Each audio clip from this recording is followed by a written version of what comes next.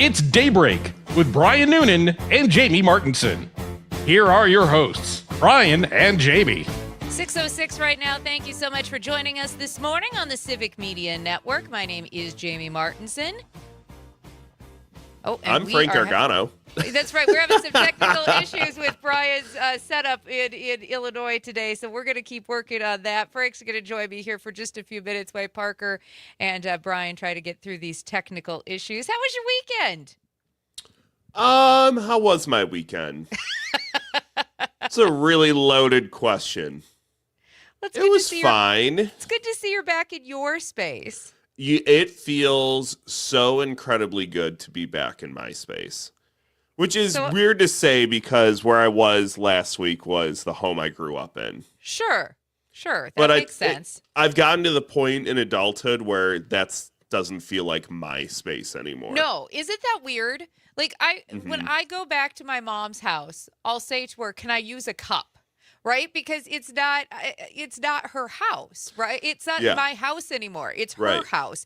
And I feel like I need permission to use the things in her house when I go there because it's actually not mine.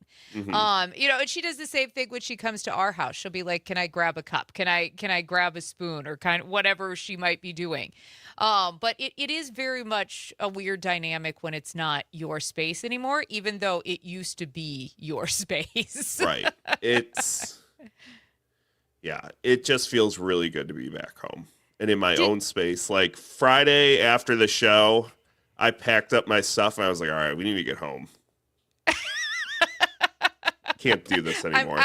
I'm out. I don't want any part of this anymore. I'm completely out. I got to go back. Did you ever get any pool time? I got one day. Oh, and it was 1 day of freezing. Oh, that's not fun. No, that's not fun at all. I got some sun. It was fine. But the funny thing is, my parents got home, and I was like, "Hey guys, welcome back. I don't know if you've seen the forecast now, but enjoy." Now it's gonna be like 95 and lots of sunshine, humidity, perfect cool weather. I don't know. I see thunderstorms every day. It's supposed to get a little dicey over the next few days, especially here in Wisconsin. We're actually going to talk about that with Mace Michaels, Severe Studios meteorologist, later on this morning. He's going to give us kind of a rundown of what we can expect over the next few days. We're talking really warm temperatures. We're talking chances of isolated storms, potentially even tornadoes mixed in there, maybe even a little bit more flooding. So we're going to get the lowdown on exactly what we can expect across the state. So it looks like, maybe sounds like you're in the same boat as us here in Wisconsin.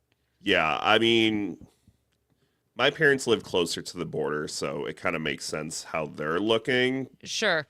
Here, it's weird because every day it says storms, but if you actually look into the day, it's like here's some rain at 2 a.m. and then it's sunny all day. So right. Do we have Brian? Brian, can you hear us now? I don't know. Do you have me? Yeah. Yay! No, but I can't. Something's going on. I need an audio guy. All I'm getting is static through the headphones, so I can't hear myself, and I can barely hear you guys. Oh, that's a bummer. All right. Well, and as you can tell, my usual camera isn't working. Nothing is. I think I might just go back to bed. Today's not a day for me. It's like the curse of Monday mornings. You want to keep working on that, and we can handle the conversation, or no? Let's see if we can muddle through. I don't know. I have been working on this for the last half hour, and I don't know what's going on. Well, you still look good this morning, so that's the important part on a Monday. Oh yeah, I'm a ray of sunshine. That's. Okay, we got to talk about the big Chicago Bear in the room this morning, because we got to know the Illinoisan. What are you guys in Illinois? The Illinoisans? How do I say that? Like, we're the Wisconsinites. What are you guys in Illinois? We're Chicagoans. Chicagoans. Okay. Illinois basically is a whole different state as far as yeah. This is true. Really, if you look at it. So we have to know what your take is. It was announced on Friday, and we had this conversation on Friday. If you joined us, we had talked about the Chicago Bears hopefully doing the right thing, the city, the state, the McCaskey family coming together to keep the Bears in Chicago.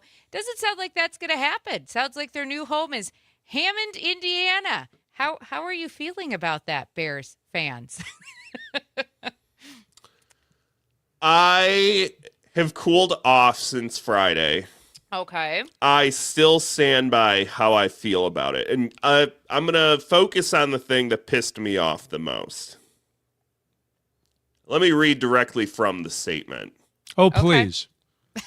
At the very end, the last line, it will bring Chicagoland together and deliver new opportunities to its residents and businesses. But it's going to be in Hammond, Indiana. But it's going to be in Hammond, Indiana. Frank, just ask the Giants and the Jets. That works out for them. They're the New York Giants and the New York Jets. It's such a different situation, though. I know.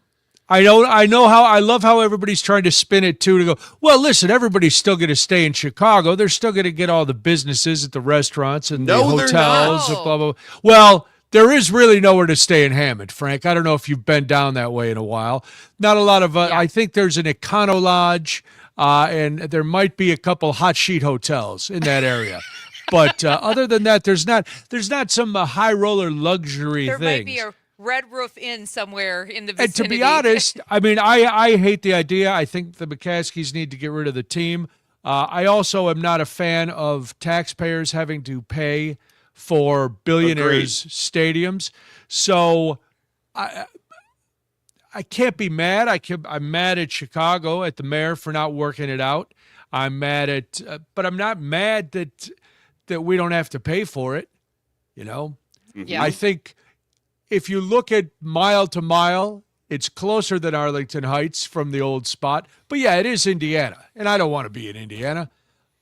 Nobody does. And I think even people in Indiana don't want to be in Indiana. No, and let's be honest. Yeah. Go ahead, That's Jamie. why the Jackson 5 left. This way. That's this is why. true. This would essentially be like if the Green Bay Packers couldn't come to a deal with Green Bay and they moved them across the border to Menominee, Michigan. Correct. I mean, Yes. it's the exact same thing. If you're thinking about it, if you're a Packers fan and you're relishing in this moment with the Bears, think about it in that respect, that it would essentially be like having the Menominee Packers is what it would essentially be. I mean, I think this is okay. I know that you probably think, as a Packers fan, I'm going to pick on the two of you, and yes, this is crazy to me.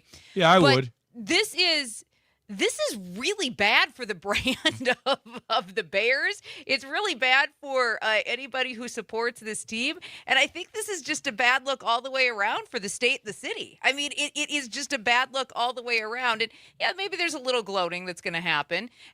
Parker, what do you say on this? Boys, love you.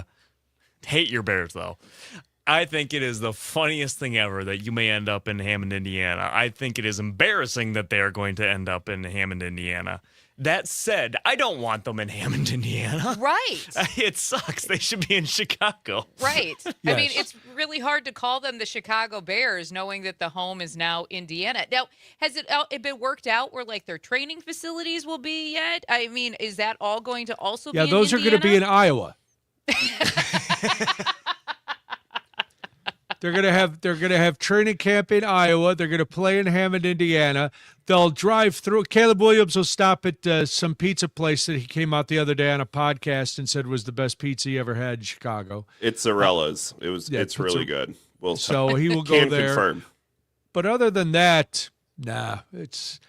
I'm as mad about this as I am about them going to Arlington Heights. I didn't want them to go to Arlington Heights either. They should have stayed in the city. The mayor should have worked harder on it. They should have been able to take over. They don't even use that the eastern part of McCormick Place anymore.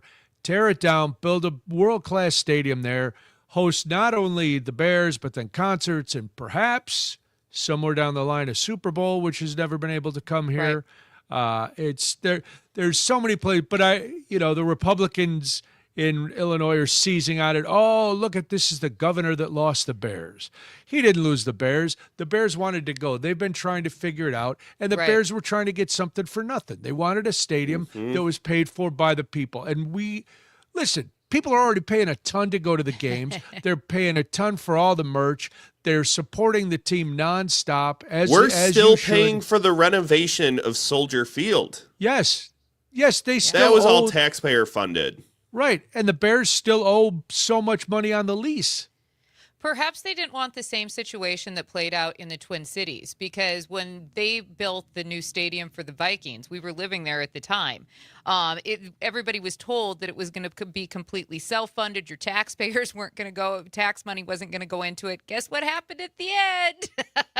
Yeah. It turned out that it was taxpayer funded, and a lot of people who lived in the vicinity saw their taxes go way up, along with the businesses, the homeowners, anybody who had property in the area. And and that's just the thing.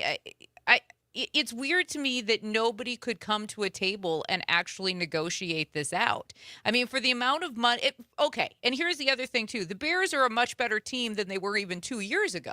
There is hype behind them, and more people actually want to come in and watch them, right? Yeah. I remember a few years ago, sometimes the stands were almost empty because the Bears were not that good. That is not the case anymore. You would think that they would want to capitalize on that and bring more money into Chicago as a whole and, tout the businesses, the motels, all of the great restaurants, instead of send everybody to Hammond, Indiana. Everybody's going to stay at the Horseshoe Casino in Gary. Basically. That's going to be the thing. Let me read something. Yeah, please. I got a text from somebody who works in media in the state of Indiana. I'm just so baffled by this whole situation. I've been to Hammond, Indiana 3 times since December, and I can genuinely say with no exaggeration that place smells like if someone farted in a microwave.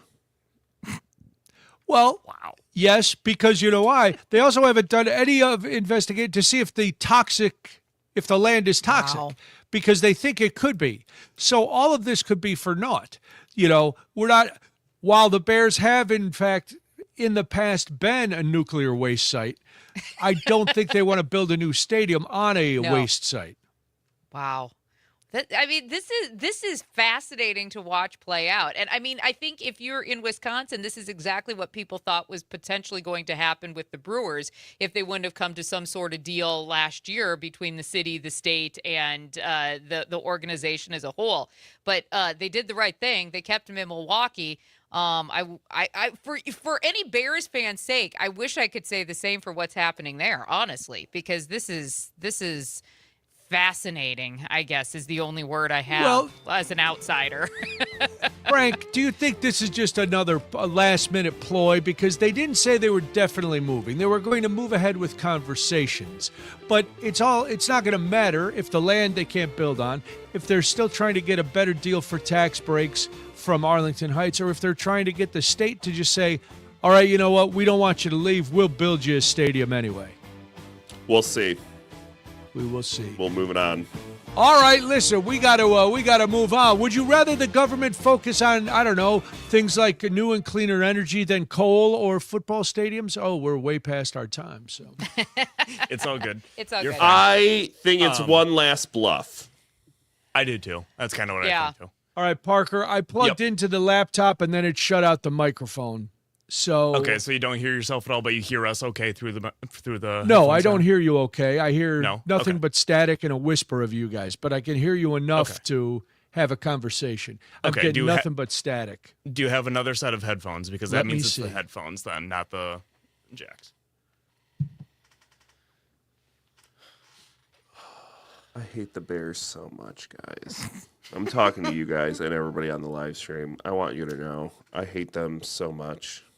Because it's the most Bears thing that once we have a Madden cover athlete, and we're talking about moving to Indiana. Well, we talked about it on Friday, though. Is this the jinx? Is this like the cover jinx that maybe Caleb wins an MVP, but you end up in Hammond, Indiana? Yeah. Chad says, join the club over on the YouTube chat right now. Thank you for commenting, and thank you. Nobody hates their own teams more than I do. I promise you that. No, I can honestly say, as a Packers fan, I think you get discouraged sometimes. You get crabby because, you're like, what are we doing? You can question coaching decisions, but I don't know if I don't know if I've ever felt that kind of hatred for the team. No, I completely.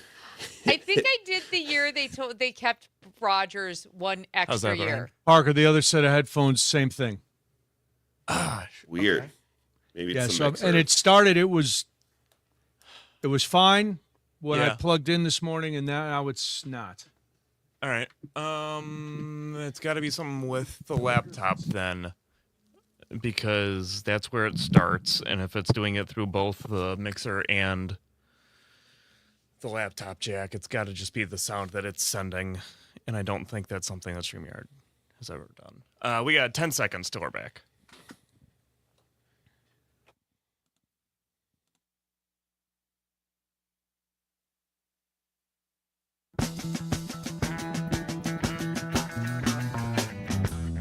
From Lake Superior to Lake Michigan, this is Wisconsin's Morning Conversation. Daybreak with Brian and Jamie. Thank you so much for joining us this morning. It is 22 minutes after 6 on the Civic Media Network. We hope that your day is off to a great start. My name is Jamie Martinson. Yeah, I hope your day is off to a great start. That would be a change. Okay. Hey, I'm Brian Noonan, 855-75-CIVIC, 855-752-4842. If you want to get involved in the program, we would love to have you. So are you tired of the government focusing on coal when it comes to energy? And maybe we do something else. Maybe we focus on, I don't know, wind or solar or something else. Well, a coal plant in south central Wisconsin is expected to receive $19 million in federal funding for a modernization project after the plant was originally scheduled to retire almost 2 years ago. Now, the current administration announced plans this week to provide up to $500 million in funding to coal-fired power plants in 10 states. That, along with an export terminal in California. The funding will come from a Defense Production Act, a Cold War-era law that gives the president power over national security-related industries. He has been fixated on coal since day one. I don't think he's ever worked in a coal mine. I doubt he's ever gotten his hands dirty at all. But, man, he loves coal. So Columbia Energy Center is a coal-fired plant co-owned by Alliant Energy, Madison Gas and Electric, and Wisconsin Public Service. It's one of the plants expected to receive the funding. The environmental groups criticize this move, saying coal is the most expensive source of energy and contributes to climate change and toxic air pollution, which we all know. I thought coal was gone, gone, but reduced. Yeah, and interestingly enough, when I was doing a little research into this story, I did not realize that in Wisconsin, coal still generates about 35% of the state's electricity. I guess essentially it is in some parts of the states kind of like keeping the lights on, maintaining the reliability. But obviously, there is the environmental concern. We understand that it is expensive to use coal, which is why so many of these companies have started moving away from coal. And then, as you rightly pointed out, Brian, let's not even go into the environmental impacts that coal has. But it is fascinating that we are 35% reliant on coal in Wisconsin. I didn't actually think that was still a thing. That was surprising. Yeah. Absolutely. And obviously, coal's role in Wisconsin has been shrinking over the past couple of decades. It's been cut roughly in half over the past 20 years because obviously our utilities in this state are turning to more natural gas, solar, wind, and nuclear power. But many of those coal plants were already scheduled to retire because they were aging and they're often more expensive to operate. So, I don't understand the fascination with coal because the president president also said in the Oval Office last week that as part of this Defense Production Act, it would be used to save coal plants not only in Wisconsin, but also in West Virginia, Kentucky, North Carolina, Indiana, Tennessee, Arizona. I didn't know they had coal plants even there. I didn't think so either. Arkansas, Oklahoma, and North Dakota. So obviously this is an outreach kind of mission. If you notice, it's in a lot of the states where the president needs to continue his support and where he would probably like to bolster support, like the state of Wisconsin and Arizona, which happen to be swing states, if you're keeping tabs of how people vote across the country. So, yeah, it's again, I don't know what other than I can only assume there's a lot of money coming in from the coal industry to lobby him, but it's not only his fixation with coal, but his adamant denial of wind power and solar power and all of the other things that seem to be, well, one, we know they're cleaner. Right. Two, they seem to work. Right. But then we'd have to, we'd need money for infrastructure. We would need to make some changes that way. And he's never come out really, other than it's killing the birds. We know wind is killing the birds, Jamie. I see the wind blowing them into my house nonstop. That's so right. I know It happens. I know the wind is killing them. What's his end goal? I don't know. Is it to basically placate the donors who have made their millions in coal and still donate to not only this president but also the Republican Party? That's, I guess, always where my mind goes first and foremost. I mean, this isn't a small amount of money either that the government is giving out. They're going to spend roughly $700 million to bolster the coal industry, and that includes plans to support 42 coal mines and build 2 new coal plants. The dollars will be matched. The federal dollars will be matched by $1.7 billion. Here it is in private investment. Now, the U.S. Yes. See, this is where it starts getting. This is where it goes back to placating just a little bit. The U.S. Department of Energy listed Columbia Energy Center in Columbia County as one of those beneficiaries. As you mentioned, it's expected to receive $19 million from the government to help fund $48.5 million in upgrades. See, this is where I start questioning. Why aren't we then taking that money and putting it into more resources like the solar, like the wind, like the natural gases? If we're going to spend this type of money on coal, which we know has been dying for the last 20 years or so, why aren't we putting that into other resources? Is it the small amount of coal miner workers that that maybe? That he's got trying to get to the heart of the working trying class? to get to the people who have been left behind because the coal industry closed down. I mean, that seems like it's his dyed-in-the-wool supporters anyway. Right. So why then this? And it always will come back to the money.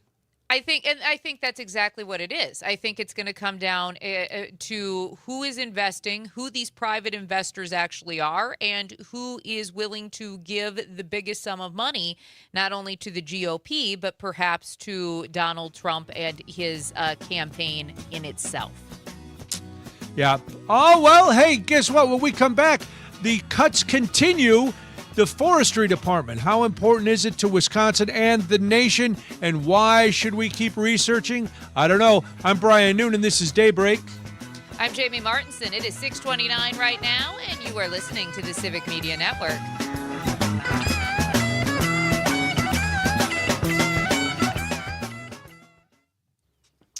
All right, Brian. You want to try restarting? Yeah, okay. We're having him restart the laptop just to see, because from as far as I can tell, it has to be originating at his laptop, the problem. Sure. So, Alicia pointing out that meanwhile we have coal miners dying from black lung and not getting the proper treatment because the coal companies cheat them out of the care. This is also correct. But again, it goes back to those private investors and what is most beneficial for their bottom line, not so much to the people who work in the mines. Alicia also had a question for you, Frank, on hockey. Did you see that? I did see that, actually. Did you hear all the flack PWHL Detroit was getting after drafting Britta Curl? Yes, my wife saw the commotion on the internet, And I love when people use like social media for like very normal purposes, where she's Sure. like, hey, and she like commented, hey guys, can somebody tell me what's going on? Because all the memes and stuff are very vague, so she didn't get it. Apparently this player is very much transphobic. Outwardly. So a lot of fans were not happy with the signing, was my understanding of it. So Allison said, okay, cool, thank you for the update.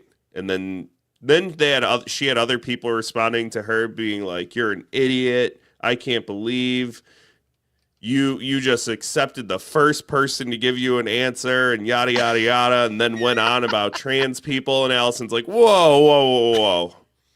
This was not an invitation to get your awful takes on life. This isn't a debate. I just wanted to know what's happening. To which the person responded, you responding to me started the debate. She's like, okay, be gone. But yeah, this is what happens. She was really upset because she's like really excited that PWHL's going to Detroit because they really need it, especially because the Red Wings are buns right now. Right. So that it already has controversy is really disappointing. But hey, that's pro sports. You have controversial players. Yes. Yeah. And it sucks when your team has one of them. Yes, absolutely. Say Packers fans being still associated with Aaron Rodgers. And Brett Favre. Brett Favre, yes. And Mark Josh Starr was a Jacobs. doll. Oh, And Josh Jacobs right and now. Josh Yeah. Jacobs. Allegedly. Still ongoing. Allegedly. We don't know. She also holds the most suspensions in the league. Yes, she did.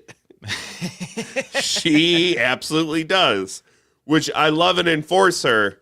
However, it's not a great look. Not great at all. Oh, my goodness.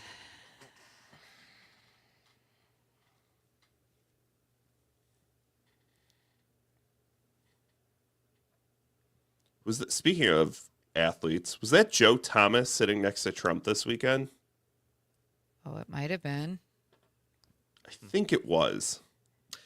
So my the American Family Open was in Madison. It's a PGA senior tour event. Mm-hmm.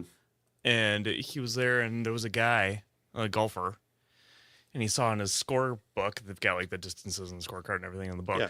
And it's got Trump written on it. And he's like, that's kind of weird. And he looks at his hat, and his hat says Trump.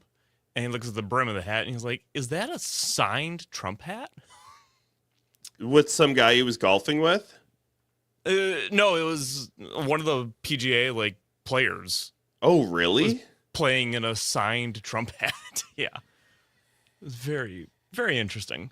Politics Brian, or not, it's weird. Yeah, well, you know. Brian, what do we got? I hear you perfectly. Oh, all right. Wow, hey. Good job, Needed a kick Parker. in the pants. It's still out. Something's still goofy with my camera, but I'm not going to worry about that right now. Nope. We'll we take can it. Nicely survive done, with this. Parker. Well, Good job, Parker. Little troubleshooting. Brian I was think hitting it's. I buttons. think it also is. I switched the. Because We I have got, to have a little USB adapter plugging into the headphone. Oh, okay. I switched the plug that was we got a couple of into. 5 seconds here, guys. Couple of 5 seconds.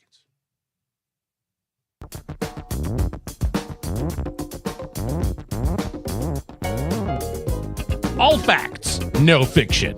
It's Daybreak with Brian and Jamie. It's 6:35 right now. Thank you so much for joining us this morning. A little over a half hour away or so before you'll have more chances to qualify for another week of prizes in our Accelerate Your Summer statewide, multi-state, I should say, text to win contest. So get your Civic Media app ready if you don't already have it, and be listening for another word coming your way after 7 o'clock this morning, Brian. Very exciting stuff. We're going to give It away is exciting. more You cash. sound so much better. 855-75-CIVIC, 855-752-4842 is how you get involved in the program. Do you think that research for the forestry department is important? And if you don't, why not? Well, the reason we are bringing this up is because we talked about, the president wanting coal. Well, the president also wants to cut down the funding for the U.S. Forest Service. It's considering the service closing more than 100 research facilities nationwide as part of a major reorganization and proposed budget cuts. The 2027 budget proposal from the administration would eliminate Forest Service research funding entirely, reducing it from about $309 million this year to zero. So not even reducing it, just cutting it completely.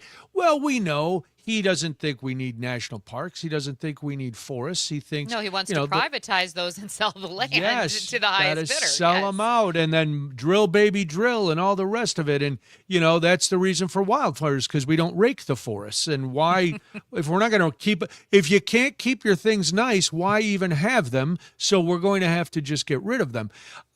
It's ridiculous. The research centers, if you don't know, they study wildfire prevention, forest health, invasive species, urban forestry, long-term environmental changes, which he discounts, that help guide management of nearly 200 million acres of national forests and grasslands, which in Wisconsin, is the backbone of the state. If you go anywhere, you love to see if you've been to national parks, if you've driven around this country, you know how important that is. According to researchers, many of the facilities cost very little to operate. Now, I'm going to fund two today, Jamie, because one in Hawaii operates under a 65-year lease that costs the federal government a one-time payment of just $1. Wow. That's right, $1. So put me down. I got that one covered. Michigan facility also operates under a long-term lease that required only a one-time $1 payment. Another Michigan office rents for about $600 a month, which is less than any apartment you can find in Madison, unless you're living with 8 other people. So it's another sign that this administration puts no value on anything that they can't make money from. Right. And that's not the job of the government. The job of the government is not to make money. No. But his priorities are screwed up. But at the end of the day, that's what this administration is literally banking on. I mean, we know that this president has made somewhere close to $4 billion since he became president for the second time. So that's essentially what this administration is banking on. And they are basically selling out portions of the government to the highest bidder. It's what they're doing. I mean, we're just a ray of sunshine with the environment this morning, aren't we? Listen, it's raining. We're getting everything. Coal, everything's for coal, forestry, all of it this morning. But what I worry about most is in Wisconsin, the economic impact and also the people that are going to lose jobs. Because if you want to look at this on a more, finite scale, this reorganization is going to affect about 250 employees and also close several offices and research facilities across this state. In fact, the agency is shutting down its Eastern Region headquarters in Milwaukee. That's one of the 9 regional offices nationwide that's slated for closure, and a lot of those operations will be consolidated into this new service center in Madison. 2 Wisconsin research stations, one in Wisconsin Rapids and one in Prairie du Chien, are scheduled to also close. Major facilities in Rhinelander and also the Forest Products Laboratory in Madison are not right now on the closure list. Now, the Forest Service workforce has already dropped from about 645 employees to 539 here in Wisconsin. That's a reduction of about 100 positions because of the budget cuts. There's been retirements, there's been buyouts, there's been restructuring. And if you're wondering what these people do on a daily basis, right, and you love the outdoors or you're worried about the environment, they are essentially. You mean they're not just sitting on a lawn chair out there looking at trees? They are not. Oh. They are managing the public lands. They oversee timber sales. They monitor forest health. They fight wildfires. They conduct prescribed burns. They maintain trails. They maintain the campgrounds that we all love. And they also assist private landowners with forest management plans. That is what they are essentially doing. And by cutting these positions, you are eliminating the prospect of those things continuing to happen in the state of Wisconsin. 57,000 jobs bring what's happening in the forest products industry in Wisconsin. 57,000 jobs, billions of dollars in economic activity every year just for this state alone. Yeah. So forest research, wildfire prevention, and sustainable land management, are huge parts of this state's economy. And we're going to lose some. We're not going to lose it all. But around the country, boy, when you hear like a budget cut, okay, they hurt. But when your entire budget is cut to zero, and what are we supposed to do? How do we fight it? It's not only affecting, and that's the thing, when you talk about those 57,000 jobs and the billions of dollars, it's not just through the federal agencies. We are talking about other industries, including logging, paper production. Hello, we have lots of those plants and those mills all along the lakes in this state. Manufacturing, construction materials, and outdoor recreation. So we were talking about all sorts of different parts of our of the economy being impacted by these particular cuts. And let's also be clear about something. The Forest Service helps businesses make informed decisions, right? If you're worried about the environment, if you're worried about what's going to happen, we talk a lot about PFAS in this state. We talk about runoff, and we talk about agriculture, and we talk about manufacturing. Scientists actually study the forest health. They study the invasive species. They study the timber growth, the wildlife habitat, the wildfire prevention. And they also study how forests are adapting to changing environmental conditions.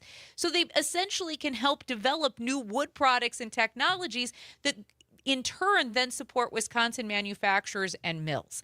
So you are talking about not only just shutting down research and shutting down federal jobs, you are essentially affecting many, many industries and thousands of people who make their living using the natural resources. But we have seen, first, his distaste for science is well known. He doesn't believe in science. He all the time talks about how global warming and climate change is not real. He has no respect for anything, like I said earlier, that doesn't make him money. And so, yes, all those points you made are very good. They're perfect points. But he doesn't care about that. He doesn't care about emerging technology. He wants to make money off the technology that's already there. The old school people who are giving him money right now are the ones he's paying attention to. And he has shown, even on such a small level as the Rose Garden or the front lawn of the White House, he does not care about preserving anything with natural beauty. It's, I'm going to slap concrete over it, I'm going to put gold leaf on it, and I'm going to make it just gorgeous. And all that, look at all that wasted land where we could be building developments instead of, why do we need Yosemite? We don't need that. What do you need the Smoky Mountains for? We could get in there and think of the resorts we could build, Jamie. We don't need any of those things. So it's one more step. That's essentially what they want to do with the national land. Yeah. I mean, how many times have the Republicans tried to basically privatize our national parks and sell it off to the highest bidder? Where to the point they've even made hunting species of animals that are basically extinct something that you can buy a license now and do because it benefits the people with the biggest pocketbooks, right? Because those people then can say that they were able to do this, and that's what it all comes down to at the end of the day. We are arguing about facilities that literally have been operating for decades that the federal government paid $1 for. Yeah. Yeah, I don't even need to send my dollar. That dollar was paid a long time ago. Right. And 600 I know when I say this, some people get upset about, what doesn't he want the military? Of course I want the military, but I'm saying, look at what we spend on the military. Look at what we spend on other things. And you're going to tell me that protecting the natural lands in this country, which is one of the things that makes this country great. How many of us, if you travel and you're in other cities and they may be beautiful, but you always look for that green space. Yes. Whether you're always looking for the big park or something that that has natural beauty. You can admire the architecture and the hustle and bustle of a city, but you always want that land. And this country is built on that wilderness mentality, and it's preserving that. And you thank Teddy Roosevelt, because if it were up today, we wouldn't have any national parks under this group. We'd have nothing. And if you want to chime into the conversation this morning because you want to tell us why or why not you think the research done at forestry departments is important, please do so. 1-855-752-4842, 1-855-75-CIVIC. The other thing about this is the federal government isn't even taking into consideration the people that still work there, right? I mean, because they're saying that this is intended to improve efficiency, reduce costs, move employees closer to the lands that they manage. So it would essentially relocate some of these researchers to Colorado and then move the agency headquarters to Utah. A lot of researchers are saying they would rather leave the agency than relocate. Yeah. And basically you're going to lose that knowledge then if they choose not to move with where the headquarters is going to be. And labor unions who are representing Forest Service employees say that this reorganization may actually violate, big surprise here, federal rules requiring congressional review before major agency restructuring takes place. I mean, that would just be another, feather in the cap of this administration and skirting around the rules of the Congress. Not that I think they'll actually do anything to stop it anyway. If you're we don't need. There's nothing that is supposed to get congressional approval gets congressional approval, because when you believe that you are above the law and no one has given you any reason to think that you're not, you don't need to follow the rules. And that's where we've been for a long time. Yeah. Especially the second term, but we were even seeing it more in the first term toward the end. He'll do what he wants. And then we'll have a huge fuss over it. You and I will discuss it. People will sound off. And then a couple months down the road, the courts will go, you can't do that. And it'll be stopped. But it'll be too late. Just like the East Wing. He demolished it before he had any okay. And then they were like, you can't. Hole. Yeah, you can't do that. Oh, guess what? Already did it. Big hole, big ballroom, best hole. And did you see the reflecting pool, by the way? Looks fantastic. Doesn't reflect anymore, but it looks great. Have you ever been to a Motel 6, that color pool? That's what we got. Oh, it's fantastic. I mean, it is sad when we live in a world where Congress is essentially obsolete and we have no value in the resources that we have and no want in keeping them or making sure that we are doing something else to make sure that we have those resources for a very long time. And I think that is what is so troubling about all of this, because at the end of the day, it comes down to the highest bidder with this administration every single time. You got to pay to play. That's how it goes. And trees don't have any money. When we come back, hey, this is a little bit of good news close to home. We will get to that and so much more. I'm Brian Noonan. This is Daybreak. I'm Jamie Martinson. 6:48 right now. Thank you for joining us today. This is the Civic Media Network. All right. Ooh, the Mullet Championship was held over the weekend. Oh, hell yeah. But that was the one in Sweden, I think. Wow. Because I looked at that one. Mullets. Yeah. Oh. Those are neat. Wow. Those are some good mullets. Good mullets. Is there such a thing as a good? I watched some things from the like these Dark Side of the 90s or Dark Side of the, and you see the hair, and it's like, oh, good Lord. Those were the best. Those were power mullets. They were power mullets, yes. All right, well, now the camera's back, too, so. And okay.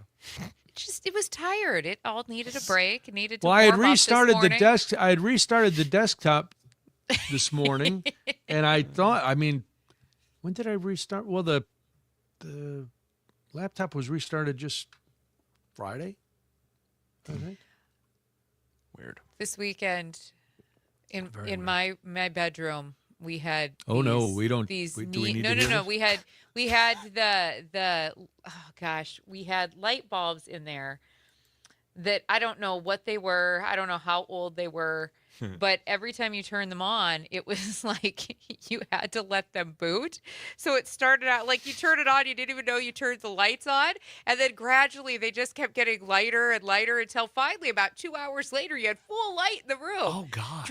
Drove me absolutely bonkers. That's weird. It drove me absolutely bonkers. And so finally I said, it was like, starting your old neon sign or something, like the old Norge, you got to let it warm up. Because every time we'd have to do something in my room, I'd be like, well, I'm going to go turn on the lights in a couple hours. We should have full view of what we need to do.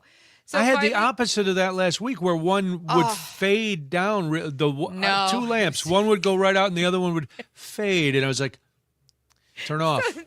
I just changed the bulb. It was fine. This weekend, we were out and I said to Corey, I said, can you please get new bulbs, please, in there? Because it would be better for me to turn on my closet light and let that illuminate out into the rest of the room and then turn on all the lamps, because at least then I'd get some light. So he changed the bulbs. And then it was like this monumental occasion. We went in there and we flicked the lights on and off a couple of times. And we were like, oh my God, look at it.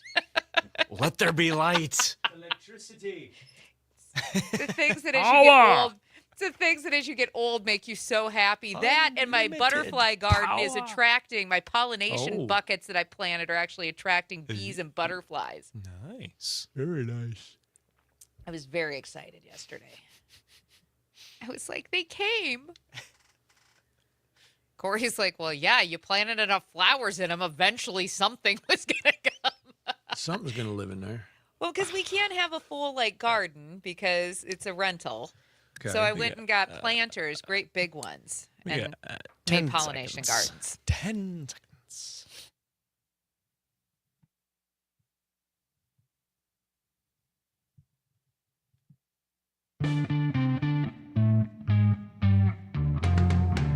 Local news, community stories, and the conversations that matter most.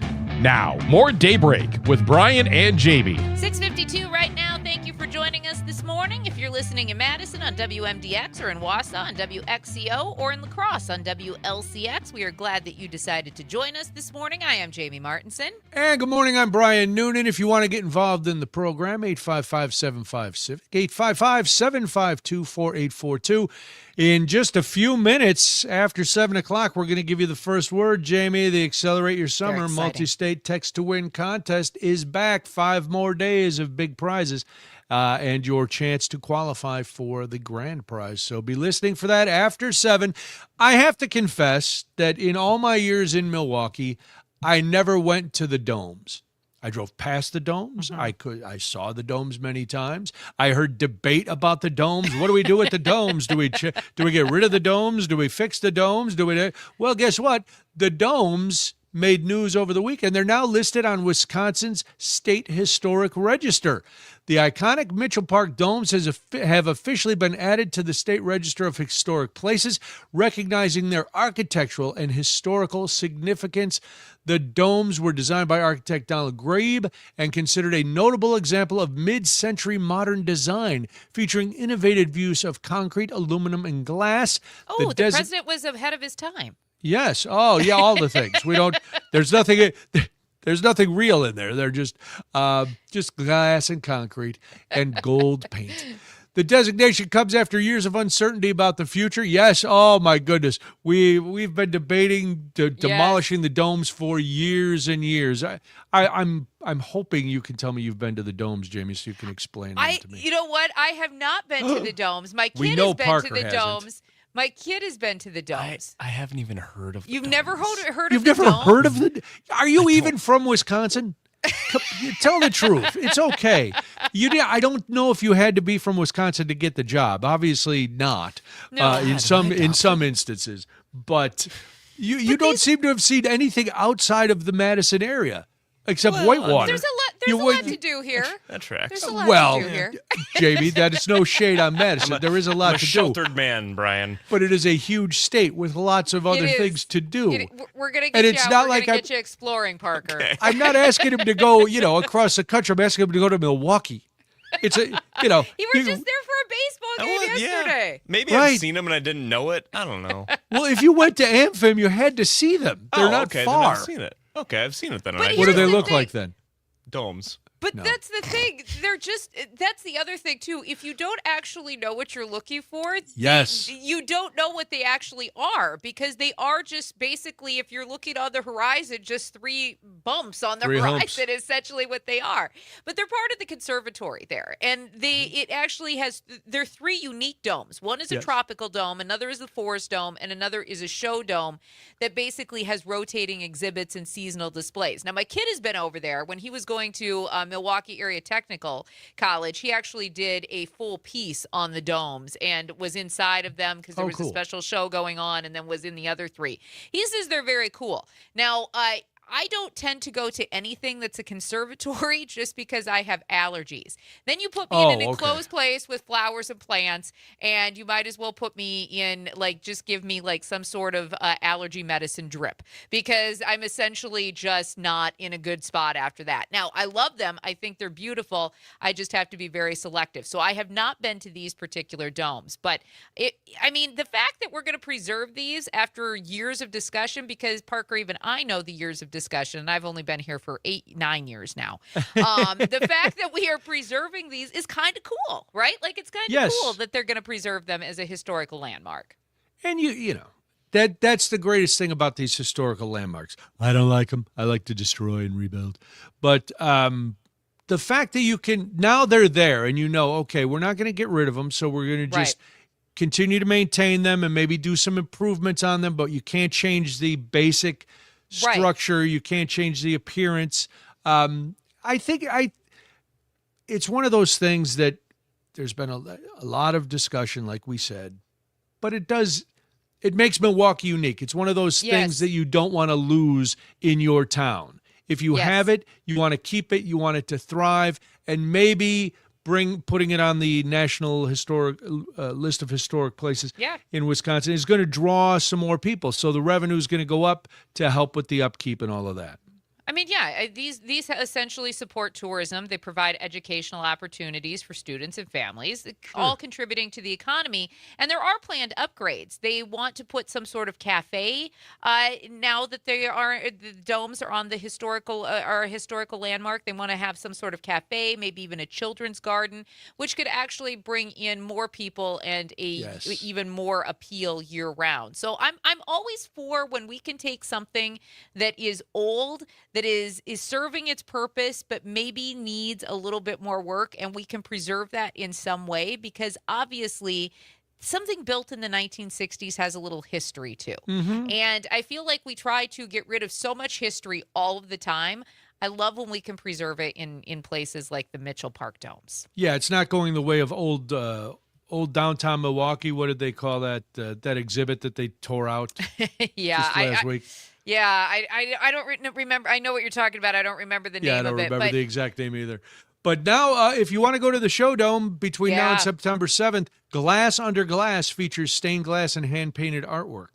Ooh, so that might be fun. Very nice. We're big fans of stained glass here. I do love unique artwork. So I'm always about seeing unique artwork. And apparently, I've got to get to Milwaukee. The kid called me this weekend. He's like, "Are you ever going to come visit me in Milwaukee again?" It's far away. Ask Parker. It's far. You don't want to go. Milwaukee. What do you got to pack What do you got to get a quarter of a tank of gas? I do. That's crazy. No, you can't go. Milwaukee's the other side of the earth. Gas down to $3.89 in places in Madison right now. We can really do some traveling now. Yeah, that's it, Parker. Maybe you get all the way out to De Pere, Parker. That'd be great. Whoa. I know. Brian, I don't know about that. We're getting crazy Rein now. it in. It's getting crazy. Go to New Glarus. All right, when we come back, it's your first word of the Text to Win contest, so be ready. I'm Brian Noonan. This is Daybreak. I'm Jamie Martinson, 6:59 right now on the Civic Media Network.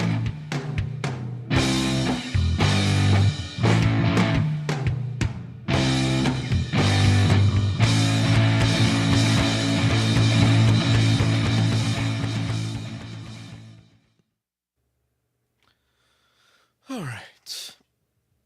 Oh, while I'm thinking about it, I'm going to go get your duck, Brian. Oh.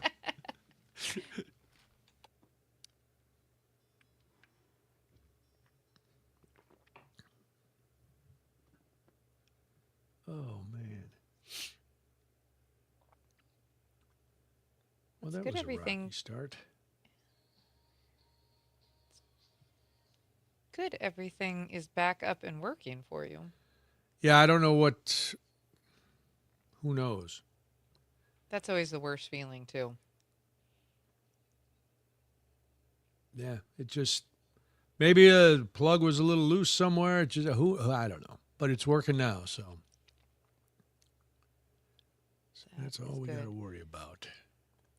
And we're good. We're still on for Wednesday at the circus in Baraboo. All right. And if Megan hasn't reached out, she should be. Okay. And otherwise, you and Frank can also reach out to her. She was going to make the reservations and perfect things. So I don't usually watch the Tony Awards, and I did not watch them last night, but I have watched Pink's performance during the Tony Awards. I mean, my goodness. She was excellent doing like these huge dance numbers. And what show is she in? I believe she's in Chicago. Oh wow, okay, that makes sense. And then she was host too, or at least at the Tonys, she did part of the she was part of the revival that they did on stage. Okay. So I don't know if she's actually in the show, but she could be in Chicago, is what I learned last night.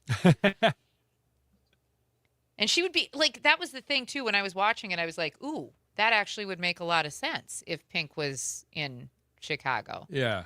She's kind of got that vibe about her and that little bit of edginess that role that musical has. So she was excellent, though.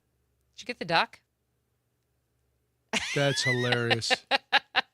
That is so funny. This makes me quite uncomfortable. Why is it a Does it duck really? in a Why? toilet? Well, this part. What's it say? It has poop stains on the side. Ew. Yeah. Why is it a duck in a toilet Well, for yeah, 6-7 day? How did that tie in? I don't know. I think that's what skibbity means, I guess. Is that what Skibbity it means? duck poop? I Means don't duck know. in a toilet? I think it means head in a toilet. Oh. Frank, help. I don't know. Frank, you got your head in the toilet. I will say the 6-7 day was less annoying than I was afraid of it being. Did they win? They walked off. Yeah. Okay. I wasn't paying that close of attention yesterday. You have to pay to watch those games now. Really? Yeah. Wow. Isn't that dumb? Skibbity is a gibberish word spread by Skibbity Toilet, a popular YouTube show featuring human-headed toilets battling camera-headed humans. It is widely used as a nonsensical and occasionally pejorative expression and meme online. Examples of Skibbity. Which animatronic has the most Skibbity Riz? I don't know. It's really hard to get in spooky, scary mood when some girl behind me keeps screaming Skibbity every time she gets scared in a haunted house. Wow. So there you go. Skibbity experienced great popularity from 2023 and 2024 thanks to a short-form computer-animated YouTube series called Skibbity Toilet. First released in February of 23, the show depicts a darkly comic war between the Skibbity toilets, villainous toilets who have sinister human heads arising from their bowl, and humanoids with surveillance camera for heads. The series, which draws from popular video games, became a sensation among young viewers. Well, there you go. The titular toilets sing along to a remix of Bulgarian singer Bisser King's 2020 song Dam Dam Yes Yes, which features scat-style singing, including a word now primarily rendered as skibbity over an electronic dance beat. But why a duck? Well, because they're the ducks. It's the mallard. Oh, the mallards. logo. There we go. Mallards. Yeah. Gotcha. mascot. Yeah. There was a live duck yesterday. Just some woman Like brought on a live purpose, duck. or somebody brought it on purpose? It was Brian, I swear to God, it had a harness on. She was walking her duck? That's not a euphemism, is it? It's not a euphemism. All right. No. Taking your duck for a walk. Wow. Was it like bring your pet to the park day? No. Burke in the Park was Friday. Was it her therapy duck? It must have been. Wow. Quack with your rack. I've heard of those stories. I've never actually seen one with my own eyes. Our PA, I was in the press box, and our PA guy's standing next to me, and he goes, "Parker, is that a live duck?" Like, you mean Maynard, our mascot? He's like, no, there's a live duck right there. I'm like, what the hell are you talking about? He's like, the woman right there. And The woman. Sure a enough. live duck. Sure enough, a woman holding a live. It was rather large. I was surprised. It's a large mallard duck? Well, It yeah. might not have been a mallard, but it's held in captivity. I'm sure it's fed well. That's true, just like Frank's dad's bunny. That's right. Yeah. It's a very large bunny. Hard to hop. It's a good thing it lives in the backyard because it's not escaping weird. anything. 10 seconds till we're back.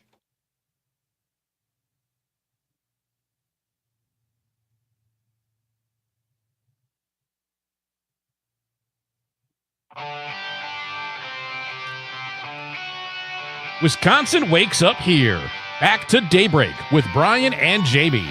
7:06 right now. Thank you so much for joining us this morning. We do appreciate it. We hope your Monday is off to a great start. My name is Jamie Martinson. And good morning, I'm Brian Noonan. It is time, not just for stuff you need to know, but it is time for the first word in our Accelerate Your Summer Text to Win multi-state contest.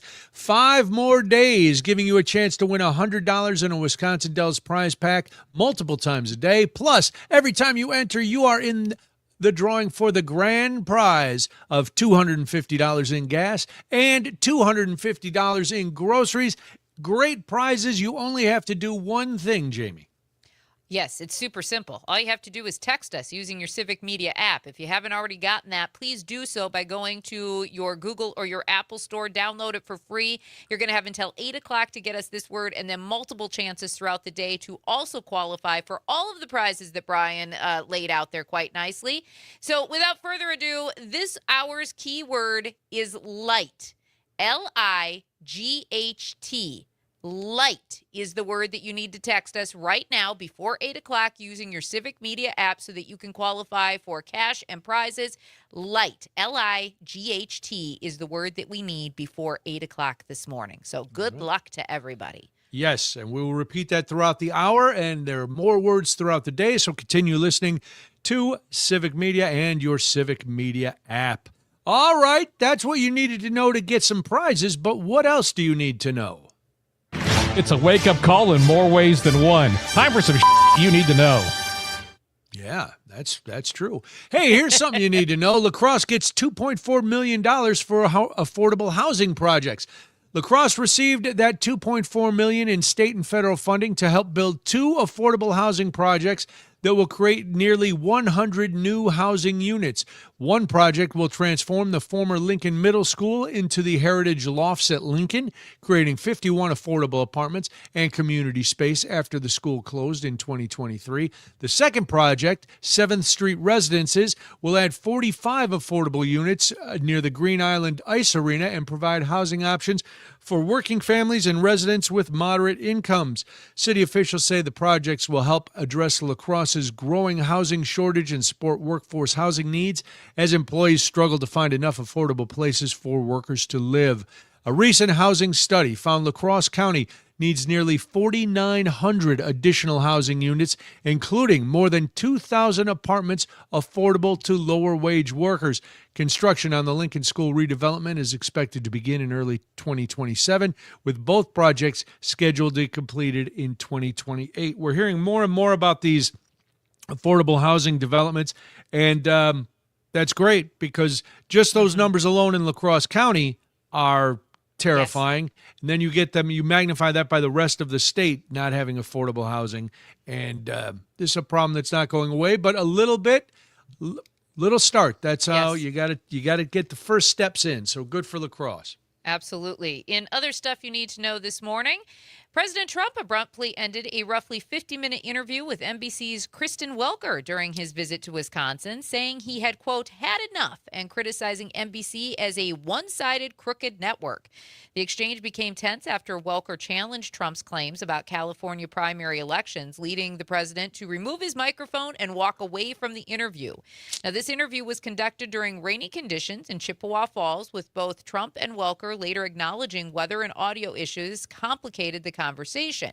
Trump referenced the interview during his Wisconsin event, telling the crowd he, quote, got a little bit angry with NBC, but said they ultimately had a good time. Welker later said she and Trump spoke the following day and agreed to do another interview in the future. This interview covered a range of topics, including the economy, the Iran conflict, and federal spending. And NBC later published a fact check of several claims discussed during the conversation. There's been video of that circulated all over this weekend. It's been shown several times across many news agencies. If you weren't able to see the full thing, just go to your I'm favorite going to be news honest. source. I sat down with a cup of coffee, and at 9:30, the local news is over, and then Mass comes on. So I flipped over to Meet the Press, and I started to watch the interview, and I was like, I can't. It's too early on a Sunday. I can't listen to this. I missed it. I had it on, and I missed it. I missed his petulant little outburst when and come on. I've been critical of Kristen Welker privately, well, just to my wife on Sunday mornings, yelling, why doesn't she ask the harder question? Why doesn't she follow up? What she did, and then he said she was stupid. Again, he loves to call ladies stupid. I don't, ladies, why do you still support this guy? But anyway, yes, so he had a little temper tantrum, and he stormed off the interview because finally somebody called him out. Yeah. Finally, she was like, there's no proof of the election in California being fake. There's no proof of this. There's no, he doesn't like that. And he especially doesn't like it from women. Man, oh man, this guy hates strong women. Nasty women. He does. And Brian, they should know their place. They should keep their mouths shut.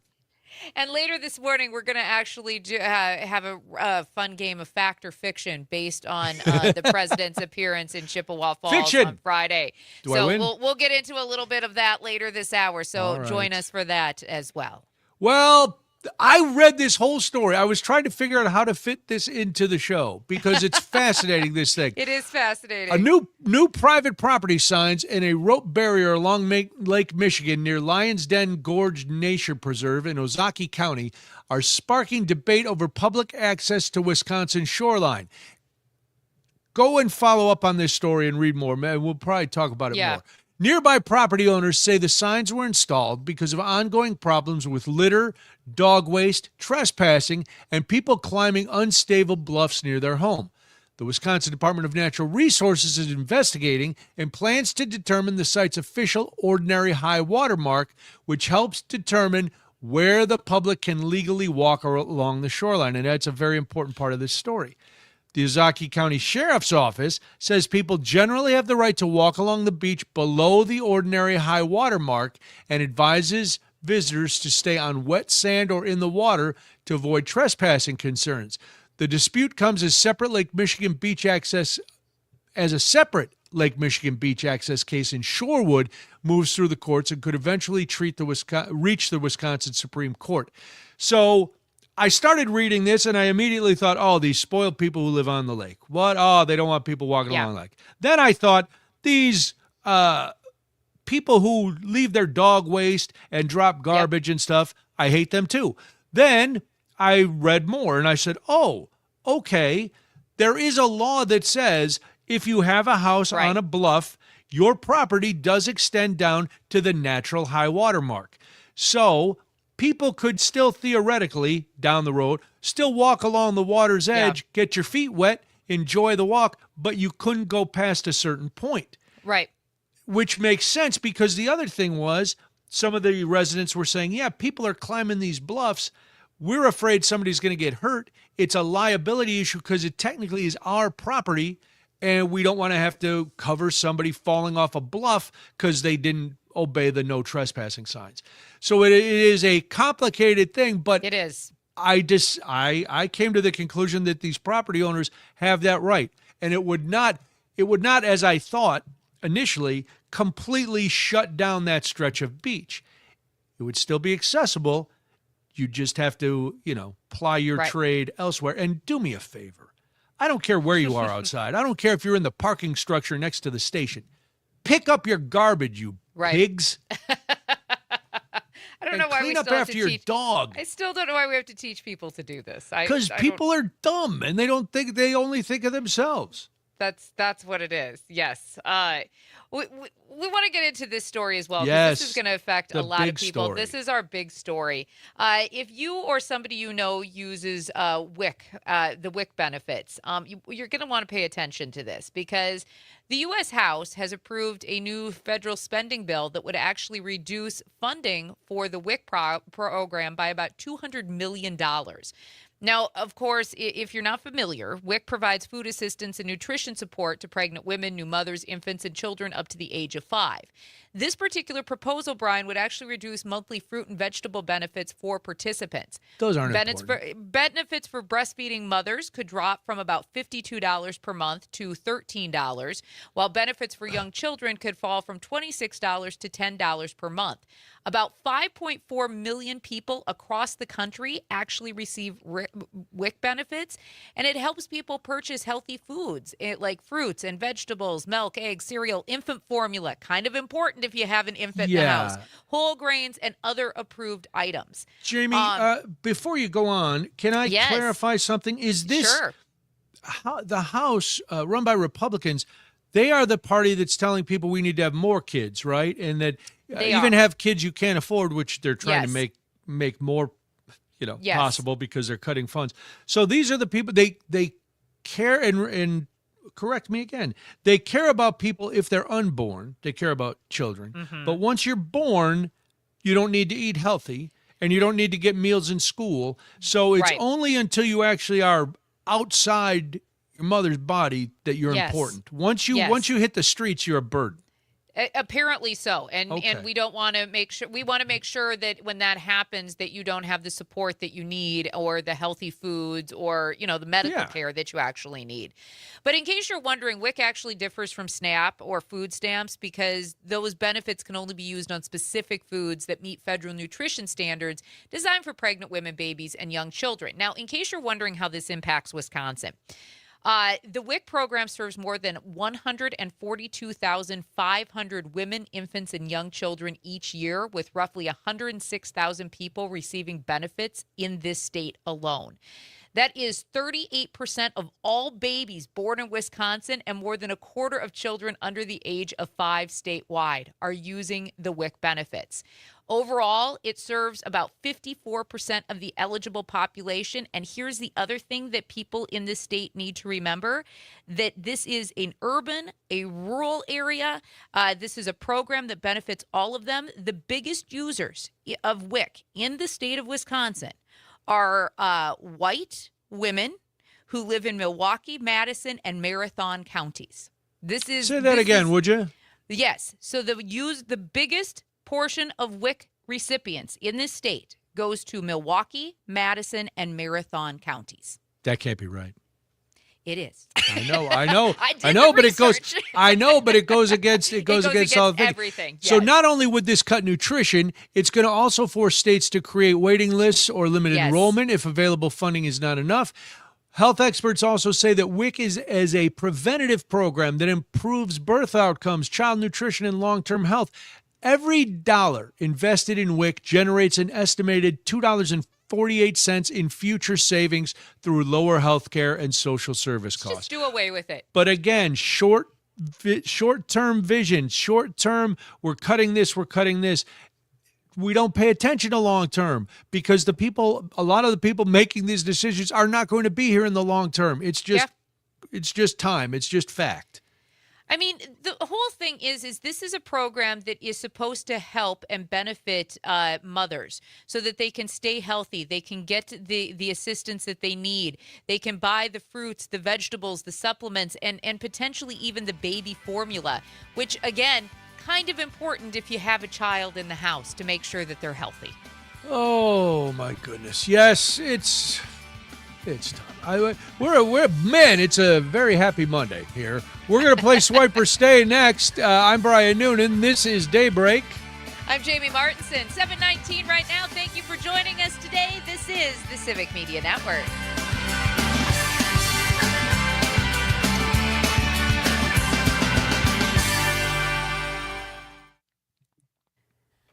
noticed Alicia chiming in saying she was able to afford formula because she was on WIC while on active duty. And thank you for that text. I had, when we were having our kids, we had several friends who chose to not go back into the workforce that had to use WIC for short time to help supplement. Because formula and all of that is really, really expensive. Yes, it is. Frank, did you watch any of the banana ball games over the weekend? You know what? I caught a few innings yesterday.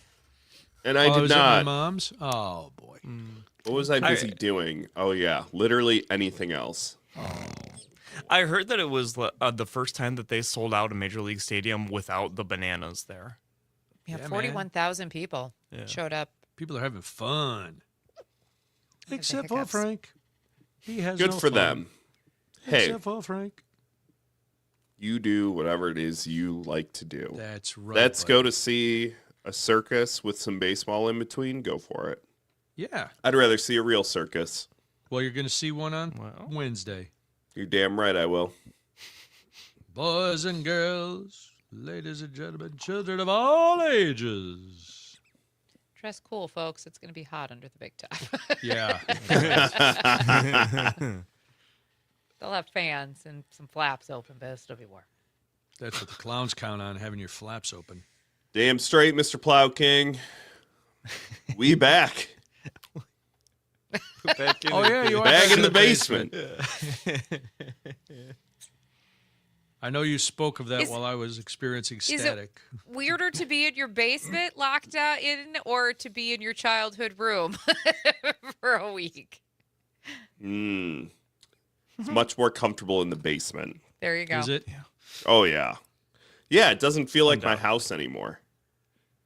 Yeah, it's weird. Like, that's what it is very weird to go back to your parents' house. It is. Yeah. And like, but I still feel like I own the place. But it's not really. All right. We've got about 15 seconds.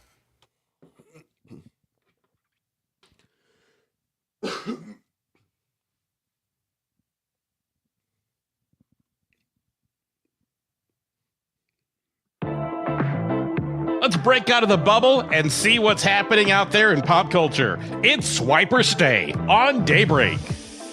Thank you so much for joining us this morning, 7:22 right now. It is time for Swipe or Stay. This is where we put the politics aside for a few moments with our senior producer, Frank, and we get more into the pop culture. How's it going today? It's going good. We've got some interesting stories, to say the least, for today. All right. All right, we're ready. We're ready.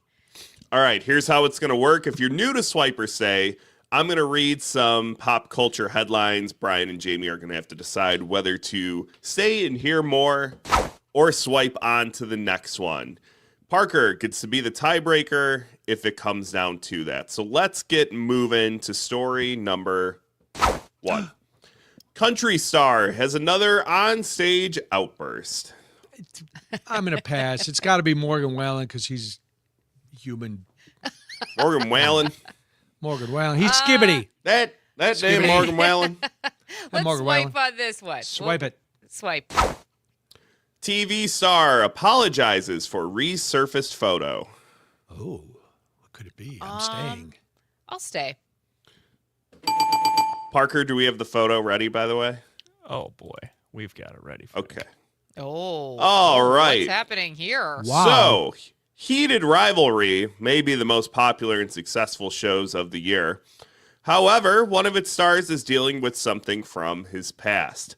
Hudson Williams is apologizing for this resurfaced photo with if you look in the top left corner of his forehead, there is a swastika. I was just looking at the upside down cross, Satan. But No, yes, I if do you see look the next to swastika. that- Yes, I see it. Oh my Oh goodness. my gosh. Now, I thought it was Ryan Reynolds at first. as with everything, context is important. Yes. Okay. Hold on. I am. What happened was he fell asleep and other intoxicated teens drew all over him. Somebody That thought makes they were sense. being funny Okay. and drew a swastika on his forehead. Who are these other teens then, and why would Those they think that's pixelated funny? honeys. I mean, probably just some dumb college friends. Sources close to Hudson described the incident as a group of underage kids doing dumb things while under the influence, adding that the behavior was completely inexcusable. How do you handle this one? You let it go. I think you try not to draw any more attention to this one, right? Yeah. Get it? Draw attention? Yeah, I got it. That Pun was completely clever. unintended. I'm not that clever this morning. Very nicely done. Well, it's a permanent mark on his record, Frank. That's all I'll say about that. Yeah, it's... Thank you, Parker. Good. Any more puns before we move on? Yeah, let's not put I a think finer we're good. point I on think this we're good. story. All right. Celebrities' courtside seat is going up for auction. I'll stay. All right, I'll stay. Because I know the sporty sportsmans will get mad. All right. So you're probably thinking that something like Spike Lee's auctioning up his seat to like one of the Knicks games or something of that nature, That right? would never happen. Yeah, but It would never happen, and it's not happening Oh. because this isn't a seat to a game. Oh. it's his own seat? You get to rub my booty? Taylor Swift's seat that she sat in for the Eastern Conference Finals game a couple weeks ago is currently up for auction. That's right. It can be yours, Parker. Stop. Stop. Well, it's a chair. It's a folding chair. I could have It picked is it up a at Costco. courtside seat. It's a What about folding Travis's chair. chair? Nobody cares about Travis's chair. What about He's just a football player. Frank, let me ask this. He's just Ken. Is there some sort of lingering mark or stain or how do I know it's Taylor Swift's chair? Wow. Here's what we have from the auction site. What do we have? Let's see. As one of the most recognized and influential artists of her generation, the occupant of this chair has earned worldwide acclaim through a career defined by commercial success, critical recognition, and multiple Grammy Award victories. Her attendance reflects the cultural reach of the NBA playoffs and the significance of the Eastern Conference Finals as one of the most visible events in sports. Stop. What is the starting bid on this? Do we know? The starting bid was $100. Do we know what it's up to as of right now? We do. Do we have any guesses? 7,300. Oh, much. Jamie? I'm going to say like 12,000. Parker? Oh, I think much higher. I think this is going to be like 40,000 at least. It is. Brian was closest. He still went over. Really? $6,000 right now. Okay. $6,000 right now, but the auction doesn't end until June 14th. So we'll keep an eye on this. Can we buy to it for see. our cow? There's so nothing. we can milk it? Can we buy that and use it to milk our adopted cow? The milking stool? The milking stool. The milking stool. So this was my thought. Stool. Yeah. For anybody, like even if, let's say you're a billionaire, maybe if I was a billionaire and just had money to throw around, I would as like a joke piece. But like, do you walk people through your house and be like, the chair? do you see what this is? That's what so is it? Weird. And you know, somebody from like New York bought this. What is this? It's a Cavs seat. Taylor Swift sat in it. Are you sure? My. Well, here's the certificate. I mean, it's Here's very the strange. Stop it. It's very strange. But I don't another understand thing, our obsession with culture. If I have the money to buy this, I'm buying something cooler. Right, then it's chair she sat in. Not some. No. Yeah. Unless she was really sweaty and there's like a Shroud of Turin situation going on there. Then you'd buy it? No, but I'd understand it a little more. This is weird. All right. We got time for a quick one, Frank. Quick one. Do we have a quick one? Buffalo Wild Wings is being roasted online for a tweet relating to the NBA Finals. If you watch Game 1, there was a fan that ran on the court to take a selfie with Victor Wembanyama and was rushed off the court. He resulted in being banned from all NBA stadiums for life.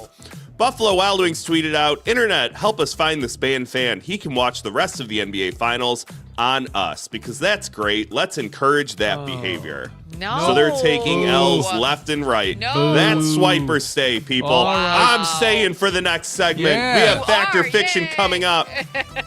Fantastic. This is Daybreak on the Civic Media Network. All right. I have to fix a light. Now a light? Oh, God. He's falling apart. Now I gotta fix a light. Somebody over on our YouTube chat. I think you guys are forgetting someone sold her bathwater years ago and sold out immediately. That was Sydney Sweeney. Yeah, Sydney Sweeney. That was Sydney Sweeney. Very different. Very different rules apply. Yeah, true. Yes, true. Yes. Very different fandom. What did I miss? Very different rules apply. Yeah. Here, I'll put it up. There we go. Yeah. That's all. Yeah, that's different. Oh yeah. Yeah, that's. We said that's different. Sydney Sweeney. Very different Yeah, and audience. we did not forget that. We talked about that before. They said before Sweeney. Sweeney copied Delphine. Do I? Yeah. Parker, or Brian, do you know who this is? I do not know who Belle Delphine true. is. I prefer not to talk about it. Parker, you know about this? Well, I'm aware of it. Parker, you Please. dirty boy. You dirty, dirty If I boy. remember correctly, Who is this? Belle I'm Delphine, looking. I think, was a porn star, but I don't think she did actual porn. Well, Oh, she's a you South are wrong. African, But she South sold- African British media personality, according to. Sure. She was a internet person? No, she was a OnlyFans. pornographic Okay, so yes. actress, model, and YouTuber. Yeah. Her social media accounts feature erotic cosplay. Parker has some. What? That high school graduation money got put to good use. I tell you what. Wow. I should kept my mouth shut. This is why Should've. Parker. Parker was a little too quick. Yeah, This is why I know Parker that. hasn't seen other parts of the state. We know what he's doing. They can't get out of the basement. Feeding the ducks. Okay. So she was a cam girl who did porn for a bit, and then was arrested for assaulting another girl who stole her hamster. Oh, I didn't know that. Wait, what? That's really funny. I like this chick. She's multi-leveled. I like it. I got have all kind of stuff. So many questions. Can we have this person just do a whole bit and Yes. explain this to us? I feel like we need to. I feel like there's a lot of layers to this that I'm not understanding. There's a lot going on. What's going on here? What are we doing? doing? What are you doing? That's the rule. That's I would the love goal now. I saw an old clip of Tucker Carlson, and it was basically this whole bit verbatim. And I was like, could we do, like, guess which ones? I read a quote, and you have to guess, is this Jeremy Colhane doing an impression, or is this an actual Tucker Carlson bit? Fact or fiction? Tucker Carlson said this. Tucker don't know. Carlson. That was the impression. You know what bothers me about him? So He many always looks things. confused. He does. He does. I'll give you that. He does. Like, could you imagine if we had guests on the show, and every time it was, huh. Yeah. The laugh is so good. I love the laugh so Nicely much. done, Parker. Holy moly. It's very Mickey Mouse. It's strange. It's too many Swanson TV dinners in his Did life anybody, of did an James heir. get any word why his credentials were denied? Or they just deny him? They just deny him. You are denied.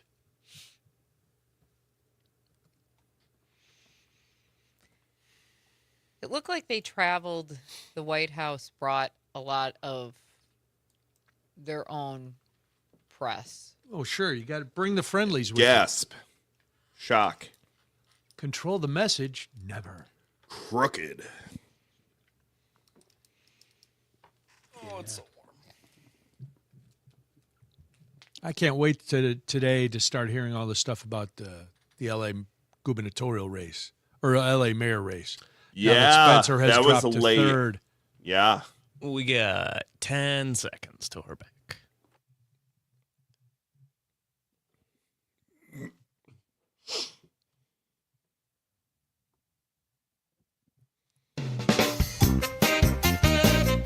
It's now time for a game of fact or fiction.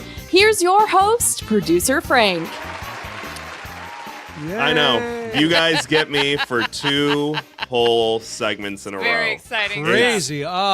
Extremely exciting. So much so that I even trimmed up a little bit last night because I noticed that from the last game we played, the lieutenant governor of the state shared one of our clips, and it happened to be my face talking on her Instagram story, and I looked like a homeless person. No offense to them.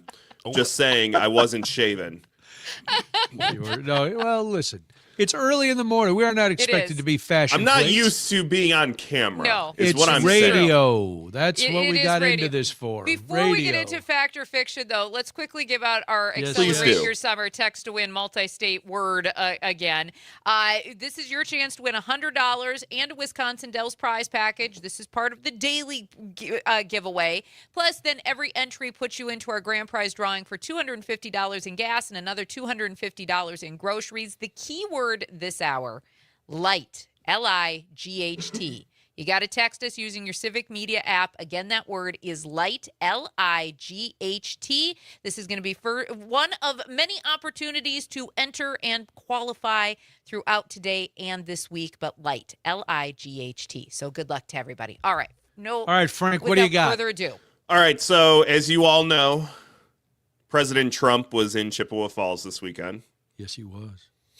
To speak about agriculture to the farmers. And I was given the greatest task of all time, which is to watch the whole thing and come up with a fact or fiction game, which we love playing on here. It's the greatest radio game of all time. It is. True. It is. And you're a good human being, Frank. Taking one for the team. I really am. This is my burden to bear. So here's how it's going to work. I'm going to play some clips from President Trump's speech in Wisconsin. Right. Brian and Jamie have to decide whether it is fact. That's the fact, Jack. Or if it's fiction. Pure fiction. All right. Here we go. We ready? Mm-hmm. We're ready. And we've had great success here in Wisconsin, and we brought a lot of business to Wisconsin. We recommend it. I love the place. Fiction. Did President Trump bring a lot of business to Wisconsin? That is fiction. That's what I'm going with. Brian, going with fiction? Fiction. Pure fiction. It is fiction. So let's dive into this. Yes. The biggest example we can look at is from the first Trump administration with Foxconn. Do we remember Foxconn? I do remember Foxconn. R.I.P. Yes. In 2017, pour one out for Foxconn. Yes, in 2017, the announcement promised a roughly $10 billion LCD factory and up to 13,000 jobs in southeastern Wisconsin. Yes. No. They signed a revised incentive deal outlining a $672 million investment from Foxconn, creating fewer than 1,500 jobs. Trump has promised more investments in his latest term, but if it's anything like Foxconn, we cannot count any of those as fact just yet. Remember during the State of the Union address when he was talking about all the investments that we have? Yes. Yes. And he inflated his own number, and the White House said it's actually 9.7 trillion, and I think he doubled it in his speech. So we're going with fiction for this one. Fiction. Okay. There's nothing sadder either than driving by the Foxconn building and seeing like 2 cars parked outside of it on a Wednesday afternoon at 1 p.m. If you're in the vicinity sometime, go do it, and that's about all you're going to see outside the building. It is a very sad sight. All right, moving on to number 2. And we've had great success here in Wisconsin, and we brought a lot of business. Sorry, that's number 1. We're at a point we're going to come out of Iran very quickly, and it's going to be very strong, one way or the other, whether it's a piece of paper or the very tough way, okay? The very tough way is maybe the easier way, but we're going to come out, and your fertilizer prices are going to go way down, just like they were 4 months ago. Your fertilizer's down, your energy's down, your oil, your gas is all coming way down. All right, so the question is, our gas, there's a lot there, I know. Some of these I have to, there's some of these I extend just a little bit because This really is how the dots get connected. Because the hard way is the easy way? Okay. The hard way is the easy way. Okay. Gas and fertilizer prices will come way back down as soon as the conflict with Iran ends. Fact or fiction? Fiction. That's the fact, Jack. Oh, okay. As soon? Hold on. This one gets tricky. Okay. Look, none of these are really black and white for fact or fiction. Okay. So if the U.S. and Iran reach a lasting peace and shipping through the Strait of Hormuz returns to normal, gas and fertilizer prices will come down. That is a fact. Correct. Okay. Gasoline prices could respond within weeks, while fertilizer prices may take longer because global inventories and supply chains need time to recover. There's also a very real possibility that gas prices will not come down to pre-war levels anytime soon, if at all. So it's mostly fact. If you're just looking at it, prices are going to come down. Yes, that's a fact. Are they going to immediately drop? No. But that's just part of the allure, right? By telling people the half-truths, then it seems like you're telling them the truth, or you're not actually fudging the actual facts of what's going to happen. That's been part of the MO of this particular administration since the first version. Is if you say partially true things, then it seems like it's all true. And that's why you listen to Daybreak, because you know That's right. producer Frank's going to watch it for you and do the fact checking. That way you can just kind of turn your brain off. That's right. And hear me spout about it. All right. You don't have what to do you got watch these next, things. Spouty? Here's what we've got. If you're just tuning in, we are playing Fact or Fiction. We are fact checking President Trump's speech from Wisconsin this past weekend. We had the worst border maybe anywhere in the world. There was no border. 25 million people came in. Drug dealers came in. People from mental institutions came in. Murderers came in. 11,888 murders, most of whom, over 50% of whom, killed. Can you believe this? More than one person. One killed 7 people. We allowed them into our country. We've got them largely. They're going out, and they're going out fast. We have to fight crooked judges, crooked administrations, crooked politicians. Wow. That was a stream of consciousness. Man. Fiction. I'm going to say fiction. Pure fiction. You know what's fun about some of these? It's the same speech recycled over and over. Like some of these, like especially for the immigration thing, I feel like I looked at my old script, copied and pasted that section. Yeah, it was 2020 all over again. Truly. All right, as for people entering the country, U.S. Customs and Border Protection recorded about 11 million border encounters during Biden's term, but that does not mean 11 million different people entered the country illegally. That is far from the 25 million quoted by President Trump as in the clip you just heard. The true number of unique individuals who entered unlawfully is not known. As for murderers, and I want this to be very clear, the FBI's national crime data does not systematically track the immigration status of homicide offenders. Does not track it. So there is no official federal count of murders committed by undocumented immigrants between January 2021 and January 2025. What about the mental patient? Do we track our mental patients coming in? Do you have that number? Because a lot of them, I hear, the mental institutions are just emptied out. That's what I hear. The nut huts in Mexico are empty. Not one person left. I am not seeing the data to support that. Okay. All right. Fiction. All right. Next. Fiction it is. We are going with fiction. Let's see. What was that? Number 3? Mm-hmm. All right. Moving on to number 4. I inherited all these high prices. They came in and they said, affordability. They made up the word because that's the only thing they're good at, although I'm good at making up words too. They go, affordability. I was there one day, and I called this young lady right over here, Brooke Rollins, Secretary of Agriculture. I said, Brooke, get the egg prices down, please.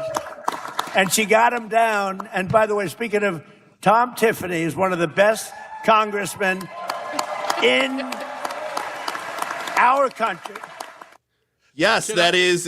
I did not edit that portion. That is the train of thought that rolled on to the next one. Wow. Okay.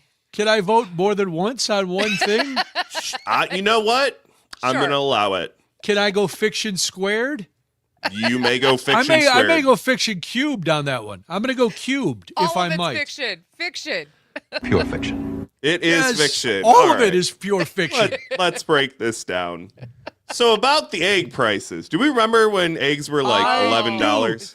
Yeah, you know what I remember about that? I remember a huge problem with a chicken disease. It was going around and millions and millions of chickens had to be killed because they were spreading disease. Yes, and it was affecting chicken farms across the country. Yes, Wisconsin had numbers of stories about millions of chickens. Yes. Okay, go ahead, Frank. I'm sorry. I'm just baffled. I did have an avian flu outbreak. I love watching Brian during the clips. I think that's more fun than the actual game. Here's an interesting note. Brooke Rollins increased the import of eggs to counteract the avian flu outbreak. However, one, it wasn't fixed overnight. Two, the avian flu was not fault of any president or any president's term. It Thanks, happened. Biden. Yeah. Thanks, Biden. So no, you don't really get points for that one.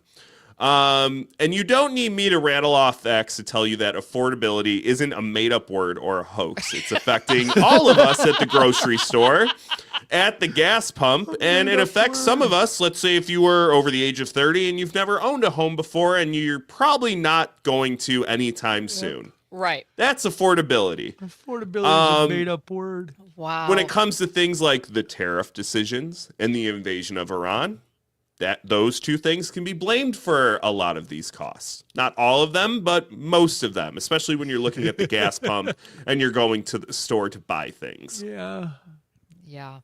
What about the Tom Tiffany part? That's subjective. I guess that's a matter of opinion. That's a matter of opinion. Okay. I just kept it in there because I thought it was interesting that we went from eggs directly to Tom Tiffany just like that. Yeah. Because he's too chicken to vote against Trump. Anyway, that's me. I apologize. I'm out of line. All right. Moving on. I think we got time at least for one more, right? Okay. A little over a minute. Okay. And your 401ks. Who has a 401k here? Let me just say. A lot.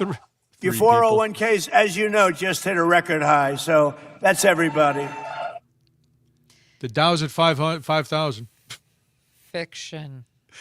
That one's hard. I'm gonna say that one's. I'm gonna say it's a fact because that's all he cares about and he's manipulated the market enough. I'm gonna say fact on that one. I'll say fiction just because. Fact, Jack. It is a fact. I am insightful. Fidelity reported that the average 401k balance reached a record $146,400 at the end of 2025. That's up 11.2% from a year earlier. However, there was pullback in early 2026. And we'll leave it at that. That was Fact or Fiction, Frank, guys. Stellar. Thank you, Stellar so job, much fun. Frank. Stellar. Thank you. We're going to talk to James Kelly. We talked to him the other day. He was in the Chippewa Valley for the president's visit. We'll get his thoughts on what was going on up there and some protests. I'm Brian Noonan. This is Daybreak. I'm Jamie Martinson. You're listening to the Civic Media Network.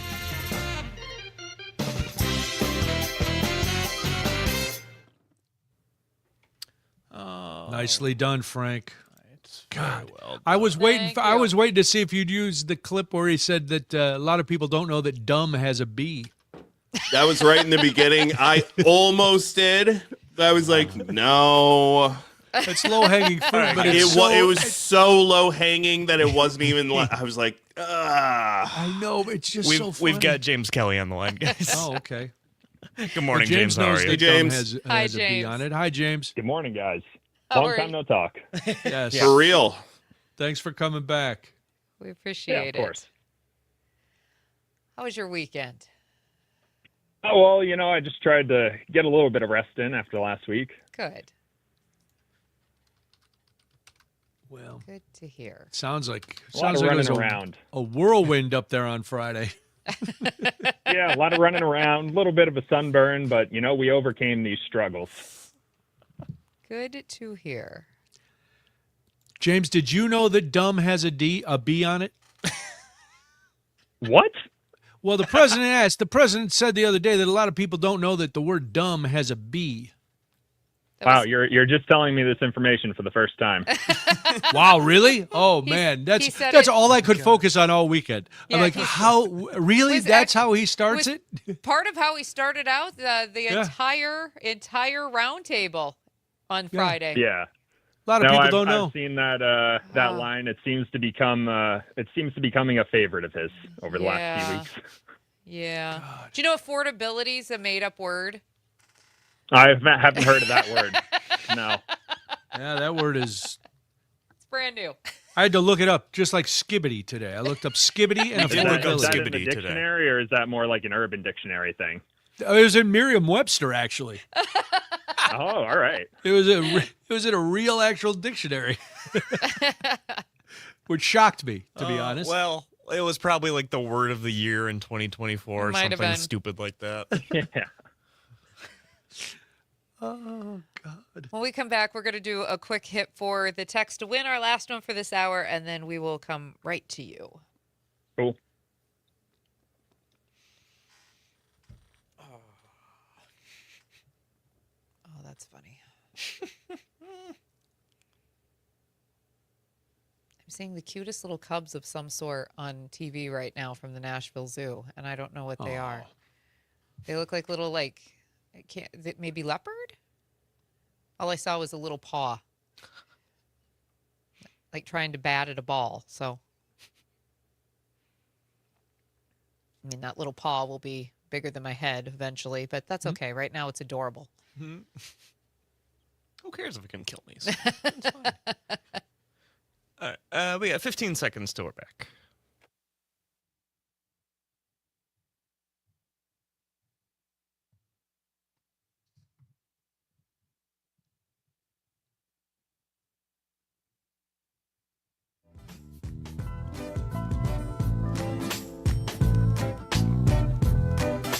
Local voices, statewide impact. It's Daybreak with Brian and Jamie. 7:52 right now. Thank you for joining us this morning on the Civic Media Network. My name is Jamie Martinson.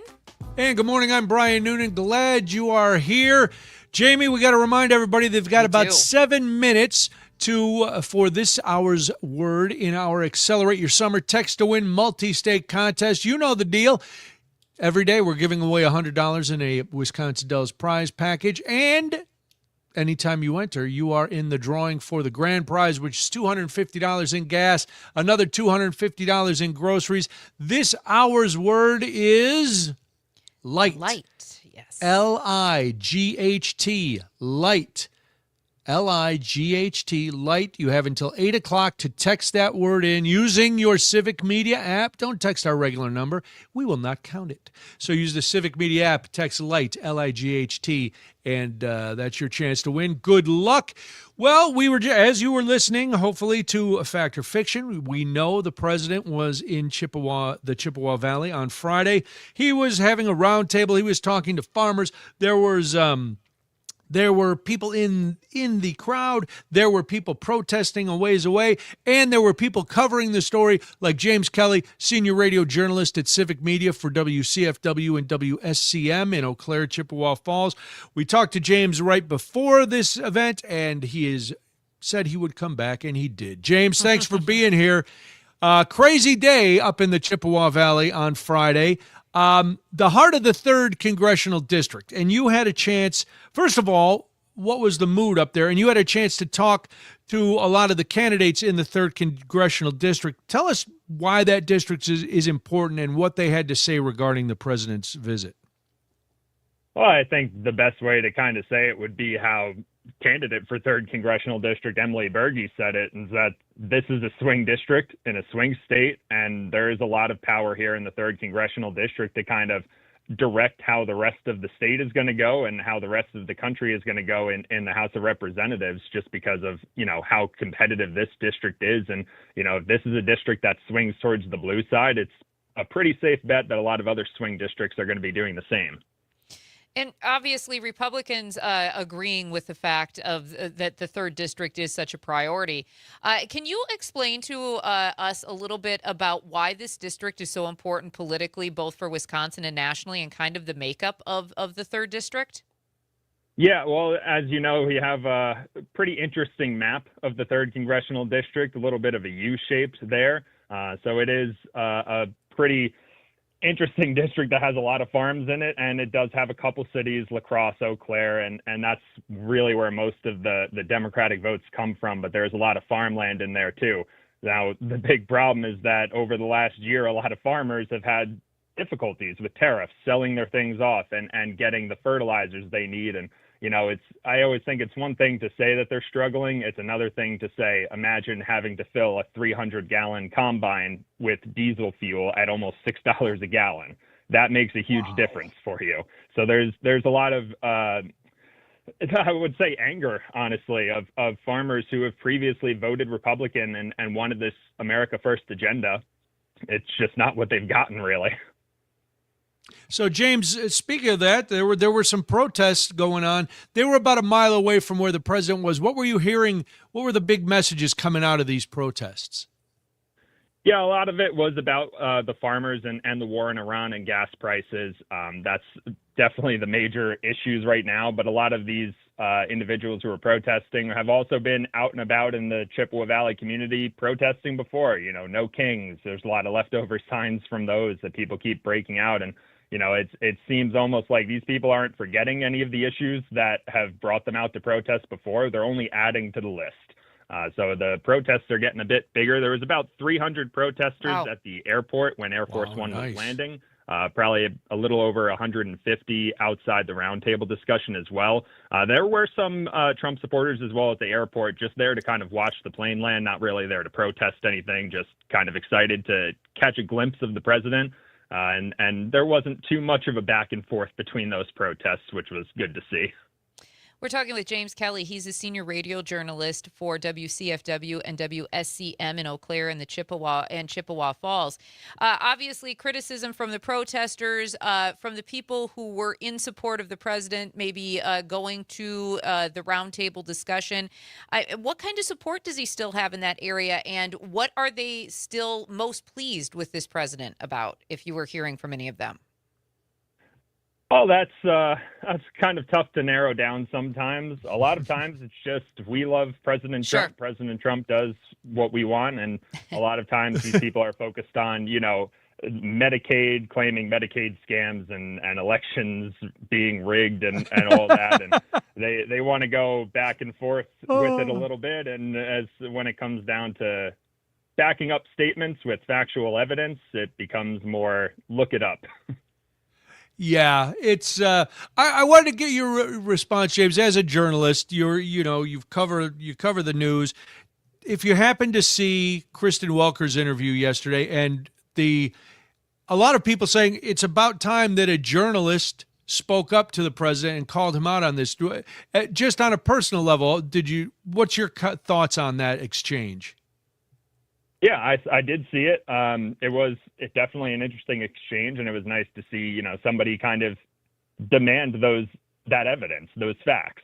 That's not something that happens very often, but this is also a conversation that I have with a lot of other lawmakers who, when they're speaking on these policies and speaking on what's being said about these policies and what reality is, a lot of times they note, how are we supposed to really cover this? Something new and interesting and important is happening pretty much every day, and it's impossible to kind of keep up that pace on everything every single day, and it just starts to become a little normalized. Is it going to be a quieter week for you in the Chippewa Falls area this week, James? Oh, I hope not. I like when things happen. Good. There you go. go. Like to hear that. Well, we're always happy to have you. James Kelly, senior radio journalist at Civic Media for WCFW and WSCM in the Eau Claire, Chippewa Falls area. James, thanks a lot. We appreciate it. Always look forward to talking to you. When we come back, there is so much more. This is Daybreak. I'm Brian Noonan. I'm Jamie Martinson. Thank you so much for joining us today. This is the Civic Media Network.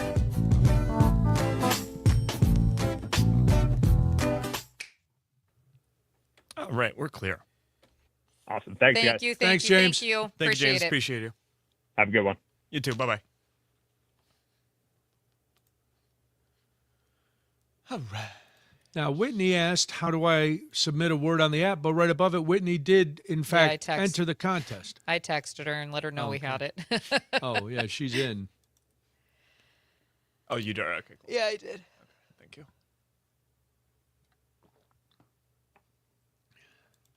I didn't know Scripps had a sports network. Oh, no, yeah. Learning something in the morning when I'm watching Scripps.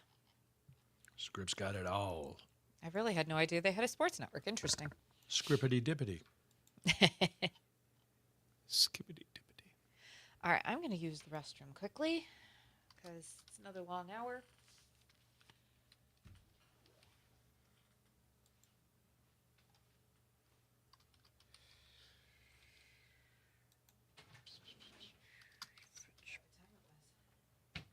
Yeah, I know. Hey,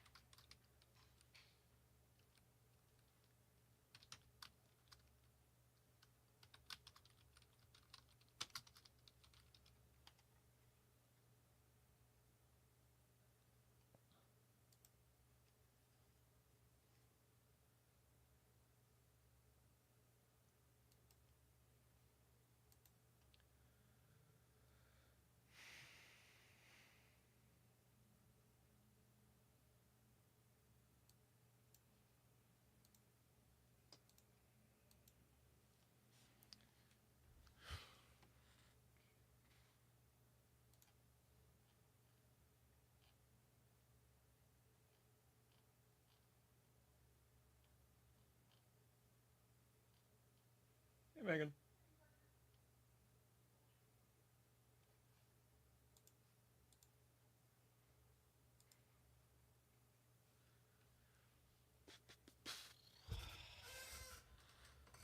Oh, Brian told me something good.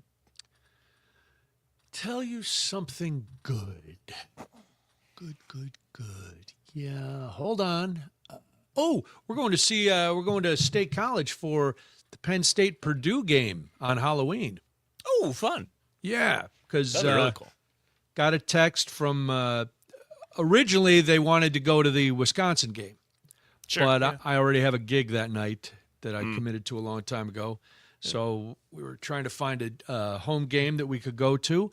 And I've never been to a game at Penn State. I've been to Penn State and I've seen the stadium, but I've never been to a game there. And so that should be a lot of fun. Yeah, that's cool. So I'm going to have to take a day or two off around there. Nice.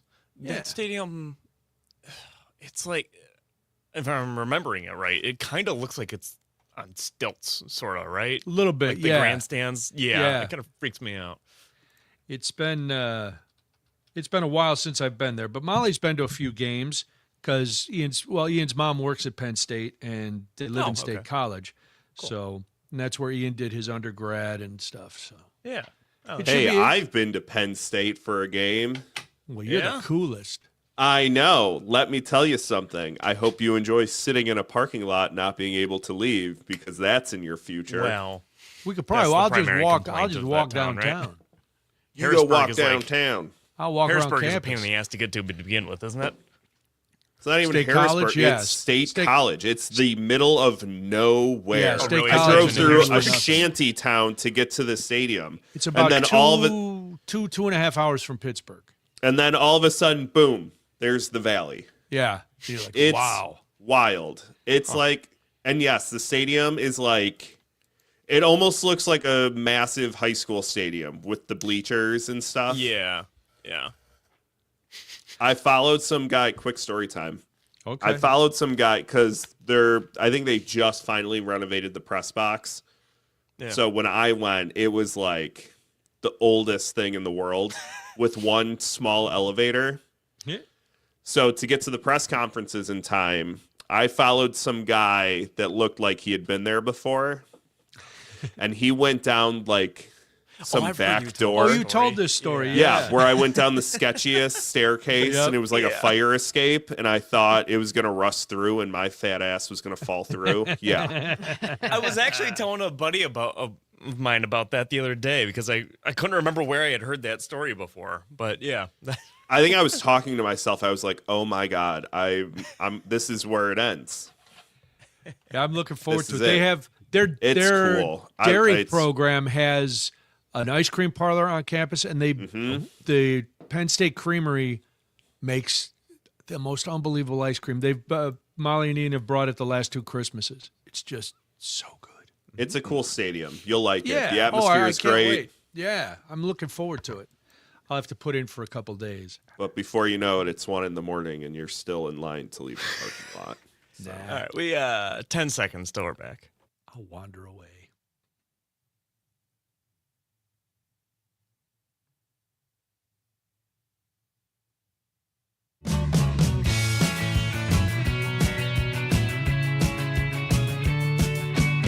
Want to join in on the conversation?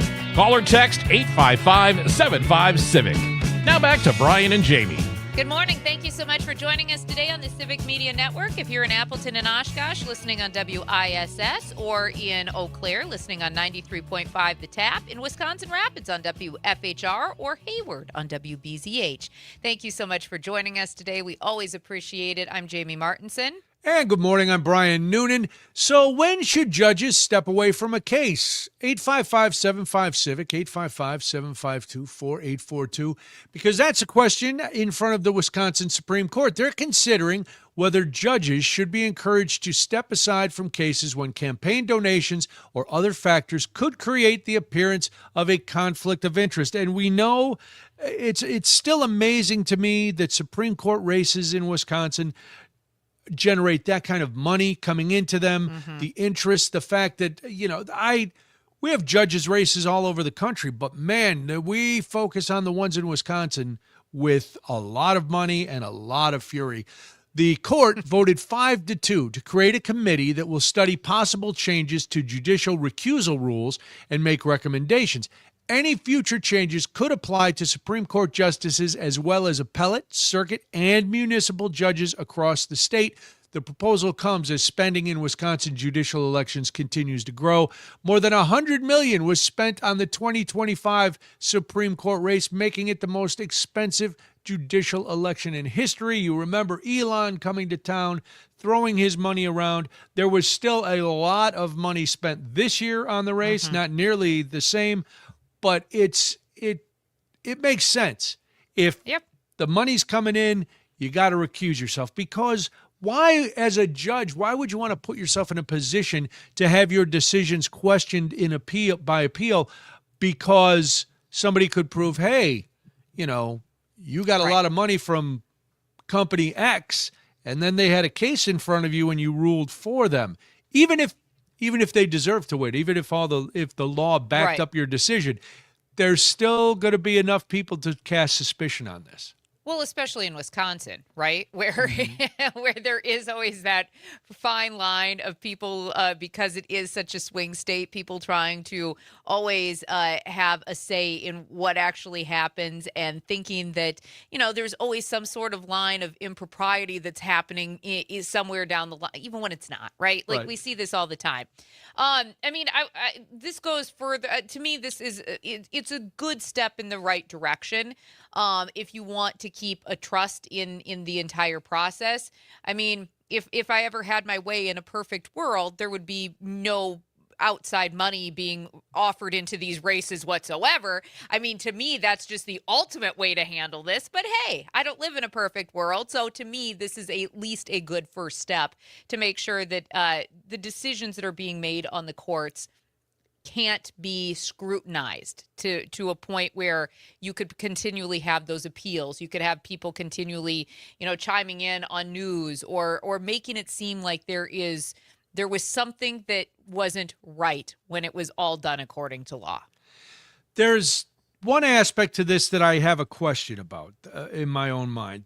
Besides the money, which makes money is a pretty clear line where you can go, okay, there's no money. It's also, they're debating whether a judge's public statements, campaign positions, or comments on controversial issues should factor into the decision on whether they should recuse themselves. Now, if you're a sitting judge and you make some bold comment like that, that could look bad. But if I don't know I'm a judge, and with the internet, people go back, they'll dig something up from a long time ago. That shouldn't come into it. No. Because what I said 10 years ago before I was on the bench should have no bearing to what I do on the bench. Because one, I wasn't on the job. Two, people's opinions change. And three, if I've gotten to this point, it shows I can separate personal feelings from legal feelings. And that's or legal facts. And that's the key there. Can you separate? It's easier to separate, I think, from something you said a while ago or a statement you made on a personal belief or a political belief than it is if you're beholden to somebody for money. Mm-hmm. So I don't agree with that second part. I agree with the first part. If you've gotten money from somebody, you got to recuse yourself. I think, and if that's, see, and here's the thing about this argument, and I kind of understand the thinking. If it was something that happened, way long ago in the past, that's really, really hard to counter that, right? Because obviously, as you said, you don't know you're ever going to be a sitting judge. You don't know where the future is going to go. However, the one thing that I would argue on that is I kind of understand where they're coming from, because one of the things that has really bothered me ever since I've been in the state of Wisconsin is the fact that our Supreme Court justices just willy-nilly make basically take sides when it comes to elections, and they publicly endorse other judges to sit on the court. Yeah. And I'm like, no, I don't believe that is proper. As somebody who is a voter, who obviously would love to see the most fair elections possible, I also don't believe that's the right way to go about doing it. So if we're eliminating things like that, right, where we're eliminating the fact that they can't endorse, and if past comments are past comments, you're not going to be able to take those back. I understand that. Then somebody needs to do their due diligence during the election process and find those comments out about that particular person, right? Right. But the fact that there is this air of partiality on our Supreme Court in this state really should bother more people, I think.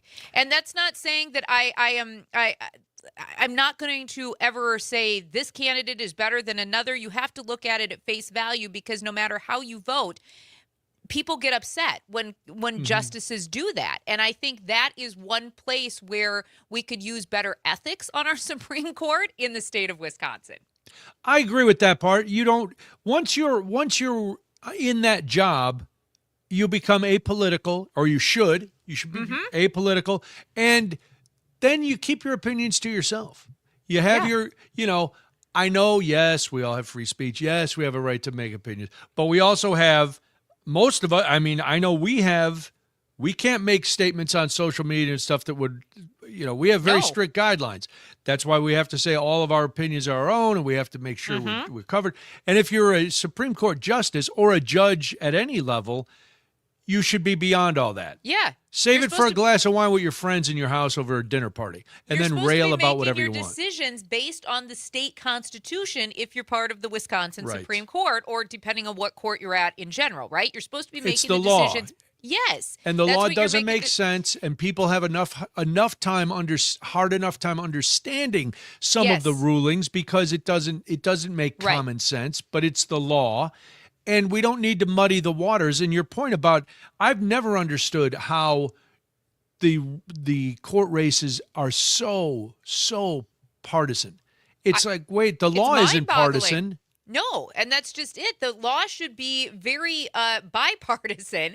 And when you sit down, to me, if you're serving as a Supreme Court justice, your job is then to hear those cases, then to sit down with the other justices in the room. And I understand, based on their viewpoints, whether they're more conservative, whether they're more liberal leaning, they're going to make decisions based on those values as well, while still using the law as the backdrop, right? That's how we want our justices to rule.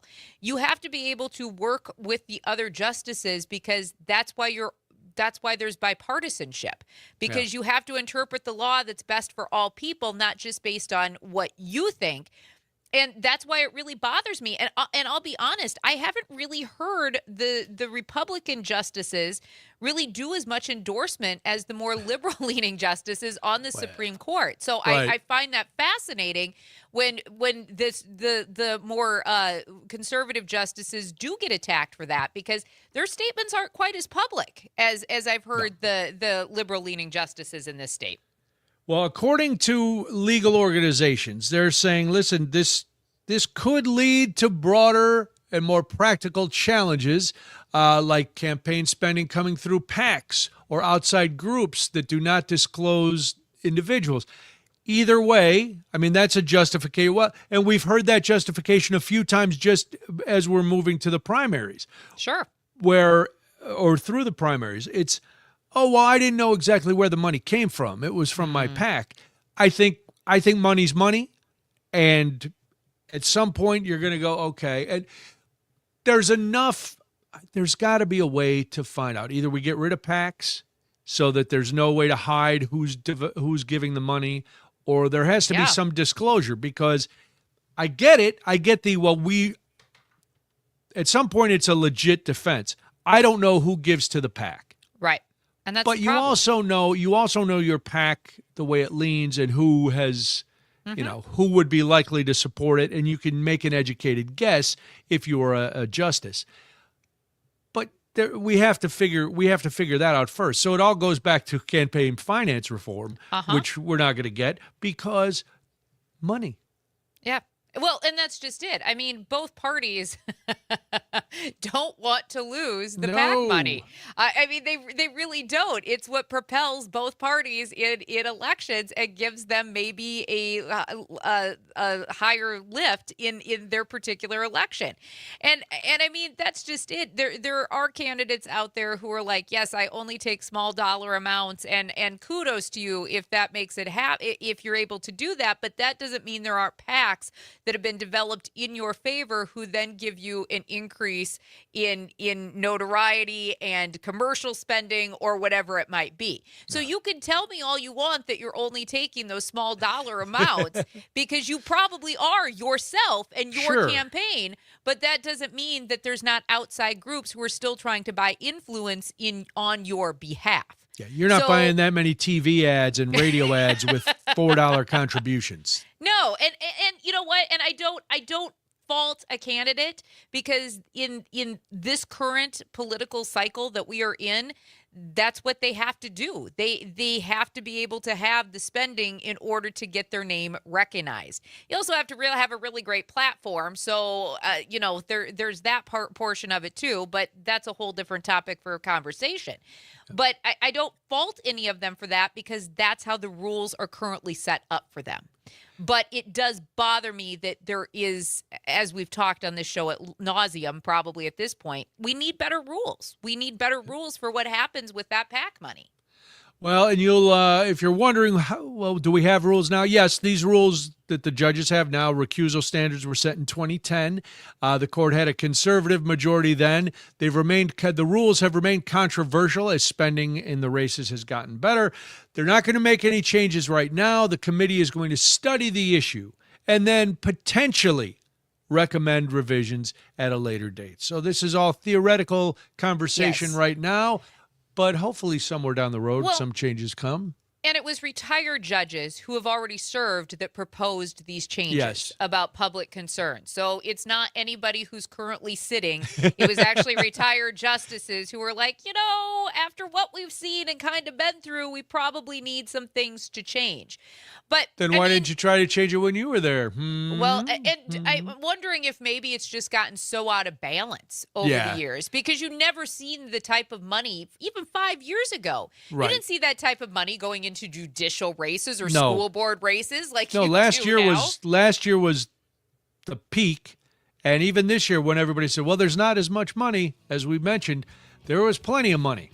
It wasn't like this year's Supreme Court race was, done just knocking on doors and getting $5 here and there. Well, the weather is looking a little dicey this week, so when we come back, we'll talk to Severe Studios meteorologist Mace Michaels to get you updated on what's coming. I'm Brian Noonan. This is Daybreak. I'm Jamie Martinson. You are listening to the Civic Media Network.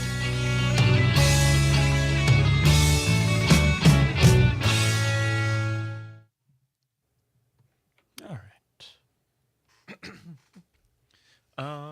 I guess I never checked. Is Mace joining by a StreamYard? He was supposed to join by StreamYard. Okay, yes. that's what I thought. That's what I remembered from last time, but it wasn't certain. It won't probably be with video, but it'll be with audio. That's what I thought.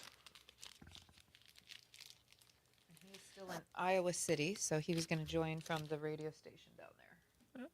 Very nice.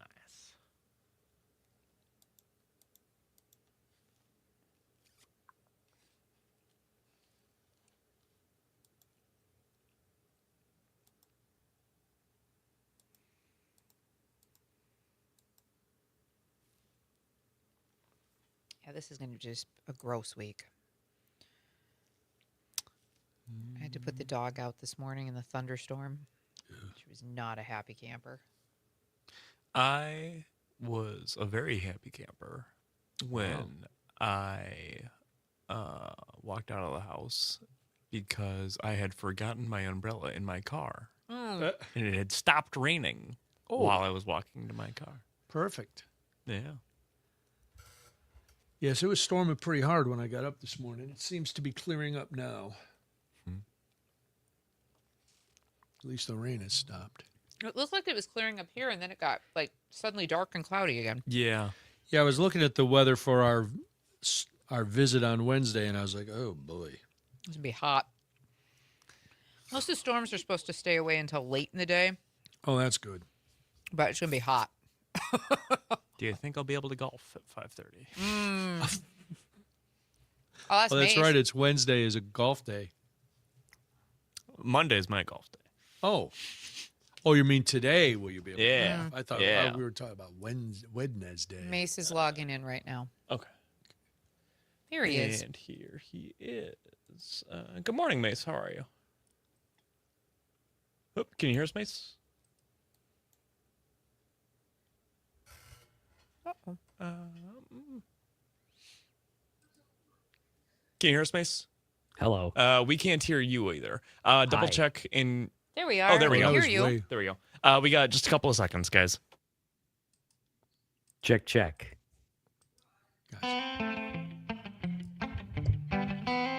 Across the state of Wisconsin, Daybreak with Brian and Jamie is back. It's 8:22 right now. Thank you so much for joining us this morning on the Civic Media Network. My name is Jamie Martinson. And good morning, I'm Brian Noonan. If you want to get involved in the show, 855-75-CIVIC, 855-752-4842.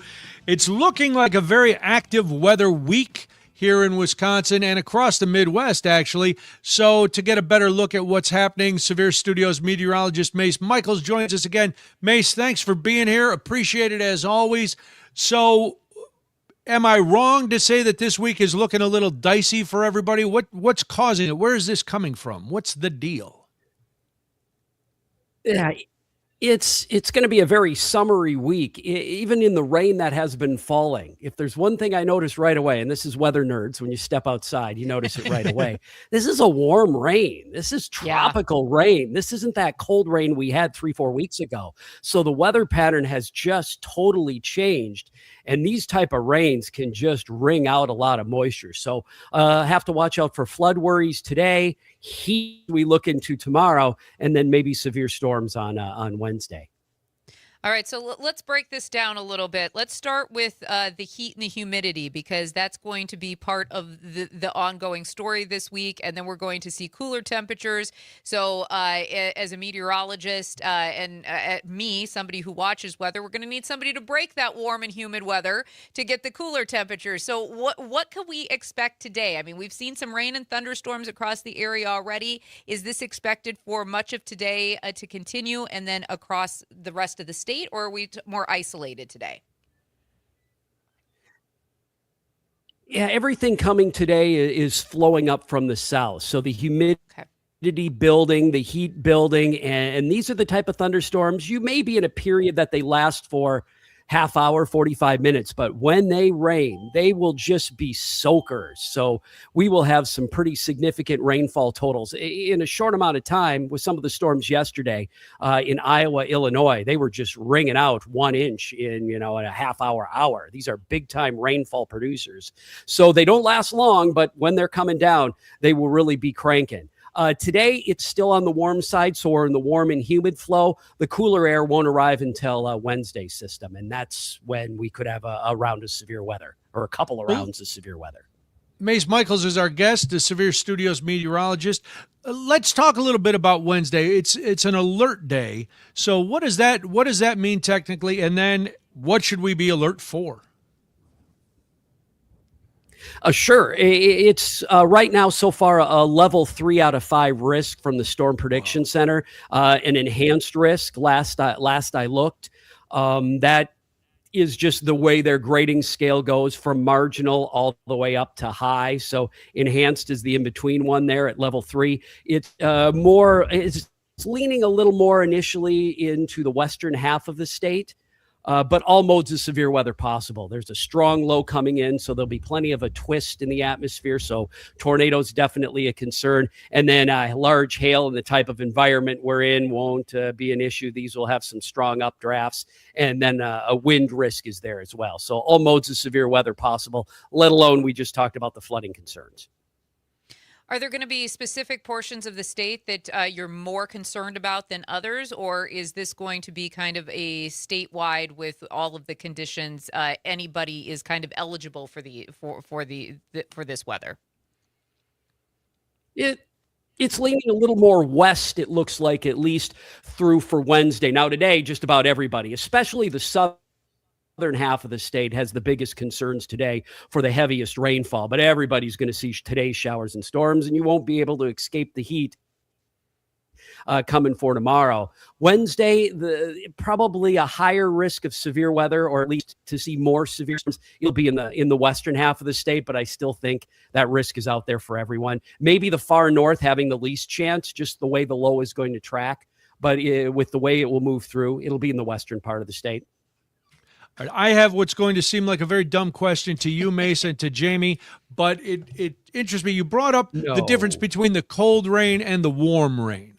Now, I'm thinking, just from the little I know about the weather, that's because of where the front is coming from. Is it that, or is it seasonal, or is it just luck of the draw? I know it's not luck of the draw, but what causes the rain today to be warm and some rain to be cold? Sure. It's I know it's basic weather 101. I'm sorry. The main front. No. It's all this southerly flow coming up ahead of the main storm system. So it's warm temperatures coming up in all levels of the atmosphere, and up a cloud level. It's not as cold as it was even a month ago. It's warmed considerably. So that's where the difference is coming from. Bringing in the warm air. For anybody who might have outdoor plans this week, are we talking more daytime events, more evening events? I know it's really hard to pinpoint, but when could people expect maybe the crux of some of these storms later this week? It will be, today, pretty much all day. We've already, seen our share. So today it's a good risk right on into tonight. Tomorrow, again, not as many storms around. Wednesday, there could be a wave or two in the morning, but the bigger concerns for severe weather will be in the afternoon and on into the evening hours. Just the way the low is moving in, it'll approach eastern Minnesota in the late afternoon. Things will fire along that low in the later part of the afternoon and continue on into the evening hours, it looks like. All right. Well, Mace, thanks as always for joining us. We will talk to you again, and we'll keep our eyes on the skies and see what's up. And next time, I'll have another dumb first level weatherman question for you. But we appreciate you being here. Thanks, Mace. Not Thank you so one much, bit, Mace. and that wasn't dumb at all. No. Have a wonderful day. Take care. Raining right now, very heavily in downtown Madison. So thank you, Mace. So obviously, Mace talking about how we were going to see a lot of these showers throughout the day. Yes, we're seeing them right now in portions of Wisconsin. And I will stand by my question. I know I'm not the only person who hears that and goes, well, why? So No, that's my there's job. My lots of job is to ask questions those with questions so Yes. you don't have to. I'll take the heat. It's coming up Never at know. 8:30. When we come back, there is so much more and a topic that I didn't think we would ever have to talk about in Wisconsin, but we do. I'm Brian Noonan. This is Daybreak. I'm Jamie Martinson. Thank you for joining us today on the Civic Media Network. I will be right back. Mr. Plow King, Mace has a great weather dude voice, and I mean that as a compliment. Mace has been doing radio and TV. If you ever get to the Twin Cities, Mace does a lot of fill-in work in the Twin Cities. So on any random day, you can catch him on one of the affiliates there. So yes, great voice. He's been doing radio and weather for a few decades now. I won't say how many decades. Don't want to date anybody. Don't want to date anybody. It's been a few decades. Same thing. I could say the same thing about myself, though. So, not weather, the radio portion of it. I just know weather by osmosis. And sometimes I have to ask really stupid questions, Jet, too.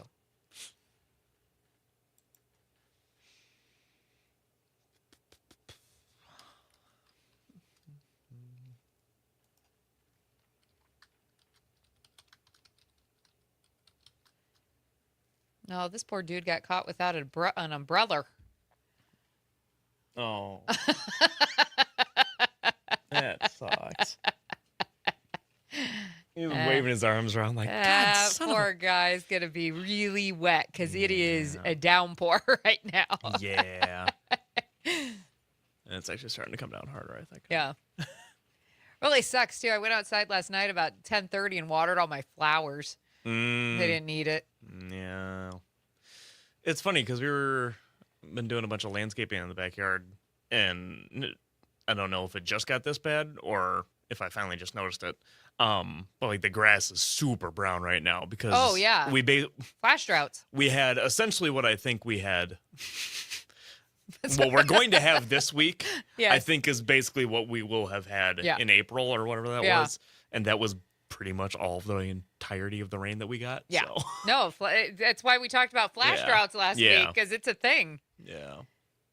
Well, that's the other thing, too. The ground is going to, if we're talking about potential flash flooding, the rain is going to come fast because the ground is so dry, it's going to soak. But then if it's coming that fast, the fact that we could have flash flooding with as dry as the ground is means that it's going to potentially come really hard and fast as far as rain, because the ground is there's no moisture in the ground right now, so it's going to soak up everything. So if we get enough that it could flash flood, that's a lot of rain in a short amount of time.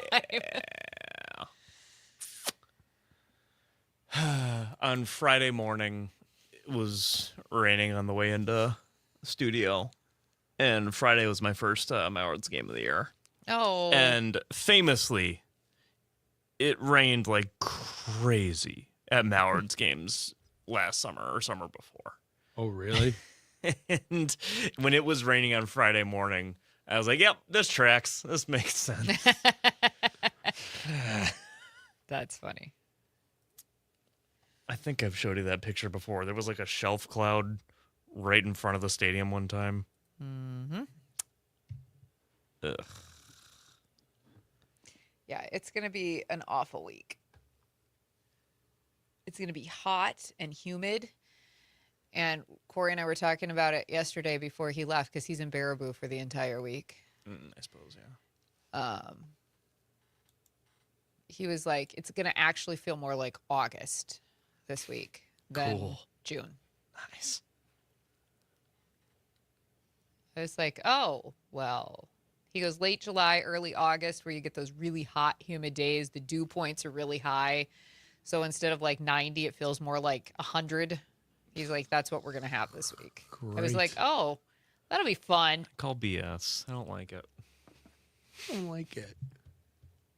I don't wanna. It's not snow. Do it. It's not snow. It's not snow in 30 below. No. So there's that. I feel like this is more harmful, though.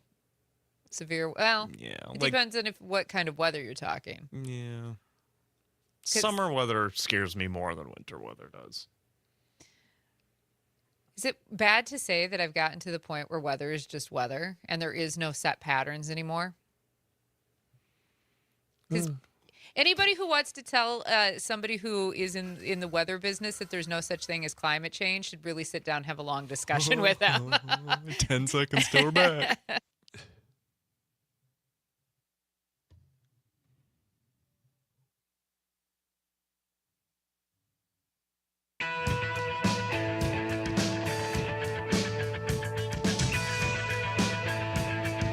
Now back to more of Daybreak with Brian and Jamie.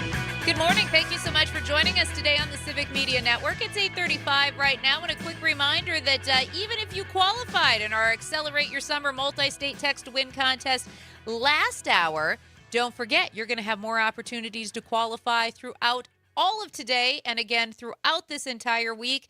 We are talking cash prizes, we are talking prize packages, and then of course the grand prize, which is $250 in cash for groceries and $250 in gas. And you got to qualify. So use your Civic Media app, and more chances coming up at 9:00 this morning. Very good. This is something I never thought I would have to discuss. I'm shocked by this. Sometimes you find a story and you're like, how is this still happening in Wisconsin? Right. This is one of those stories. So first, a question. What do you think is the ideal age to get married? 855-75-CIVIC, 855-752-4842. Spoiler alert, this story does not talk about the ideal age at all.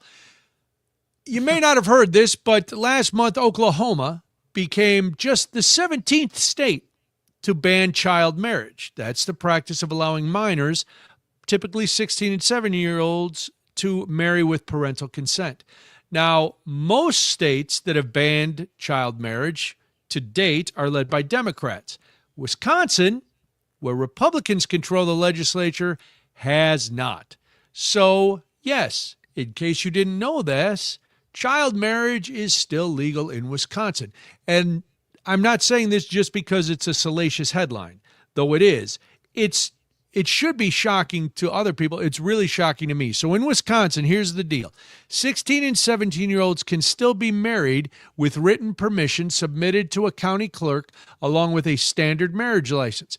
Between 2015 and 2024, 297 minors were married in Wisconsin. That's according to the Legislative Reference Bureau.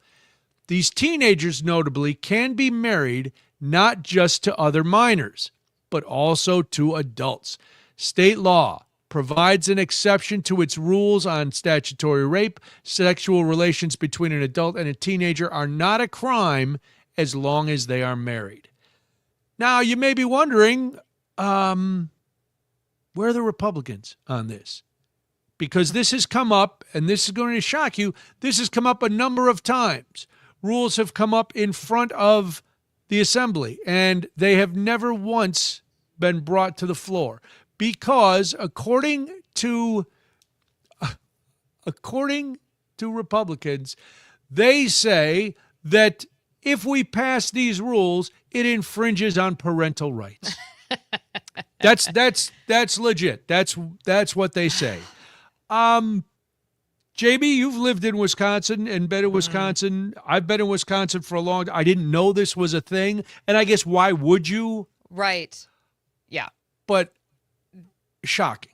This is one of those laws that feels like it should have been. It's so antiquated, right? That it feels like this is something that should have been taken care of 20 years ago, 30 years ago, if not longer. But it's 2026, just in case anybody needs to, a refresher on what year it actually is. Yes. Now, I guess it's encouraging, that some of our Democratic legislators are actually trying to, end child marriage in Wisconsin. We've got Representative Rowe and Senator Mark Spreitzer, who have basically been working on this for over a year. Spreitzer's been going on for a few years trying to get this passed, and Rowe has now joined him. Interestingly enough, it dies in committee. Yeah. Like it gets to committee and it just dies in committee. Why? Why is this parental this a debate? Rights? It's parental rights. You should be able to marry off your kid. And wow. now it's changed a number of times in Wisconsin, but the point is, it's still, if you have parental consent, a minor can still marry an adult. Now, I know there's going to be some people who are going to go, well, what if she's 17 and he's 18? He's technically, all right. Yes, technically. Okay. Right. Still, 17 and 18, I know there's people who've gotten married then at that age. Mm-hmm. I'm going to go on record as saying that's way too young to be married. I think 2 people under 18 is way too young to be married. And I think a 16-year-old girl marrying a 35-year-old man is criminal, unethical, and icky. There's a reason why teenagers aren't given certain rights until they get older. Right? I mean, there really are, because our brains are not done developing. Yes. I'm 47 and my brain in some fashions feels like it's not done developing some days, right? People get mad. I say teenagers are dumb. And we were all dumb. You're supposed to be dumb when you're a teenager. Yes. That's part of being a teenager. I think the thing that bothers me most about this, too, for multiple reasons, but this is a law that goes back to 1849. 1849, when obviously the world was a lot different than it is now. Just a little. It set in 1849, the state statute set the minimum marital age for males at 18 and 15 for females. Now, males under the age of 21 and girls under the age of 18 still had to have parental consent. So really, we haven't learned a lot or changed a lot since 1849. Nope. By 1959, the minimum age for females was raised to 16. The law was amended then again in 1971 to allow men 18 or older to marry without parental consent, and girls under 18, but at least 16 to marry with parental consent. Mm-hmm. I mean, it's archaic, right? These are archaic laws. And in the 1970s, in the 1950s, in the 1800s, there was a reason that these rules existed. Perhaps culture was a lot different. People did marry a lot younger, right? They really did. Yes. Well, when you were in the 1800s, when you were working farms and it was industrial and rural, and that was, and people's life expectancies were much, much lower. So, yes. But is there a reason Republicans in Wisconsin don't want to change this rule? Doesn't this also go along with what Republicans in Washington, D.C. would like to see for this world, where it's a lots of kids, where there's one working a parent in the household, usually the dad. It's a man trad and a wives. woman married. Trad wives, man and a woman married, multiple kids. The mom stays home. There's no education involved. Isn't this along the same type of thinking, though? A law, again, from 1849, that we're seeing coming from the GOP in Washington, D.C., as far as what a traditional family should look like. Well, yeah, we talked about how some states are rebranding Pride Month. And the weird thing is, up until 2020, Wisconsin had bipartisan support for this. And then after 2020, the Republicans in private, they will say, yes, we support this change, but they won't bring it to committee. They won't vote on it. They just keep quashing it. And so that seems strange. Why wouldn't you want this? What is there? I don't buy for a second the parental rights thing. I don't buy it. Here's just some startling facts to back all this up, besides our outrage. So advocates say there are a lot of consequences for girls that are married off as children. They describe possible trajectory. Teenage girls, when they marry older men, they're denied normal social activities. They're cut off from education and career opportunities. Studies have linked child marriage in girls to poor mental health outcomes, diminished educational opportunity, higher rates of poverty. Because once you're trapped in that system of being a child bride and you have a couple kids, what are you going to do if that guy tires of you and you're done, or you finally break free of that? You have no education. You have no life skills because you were married off at 14, 15.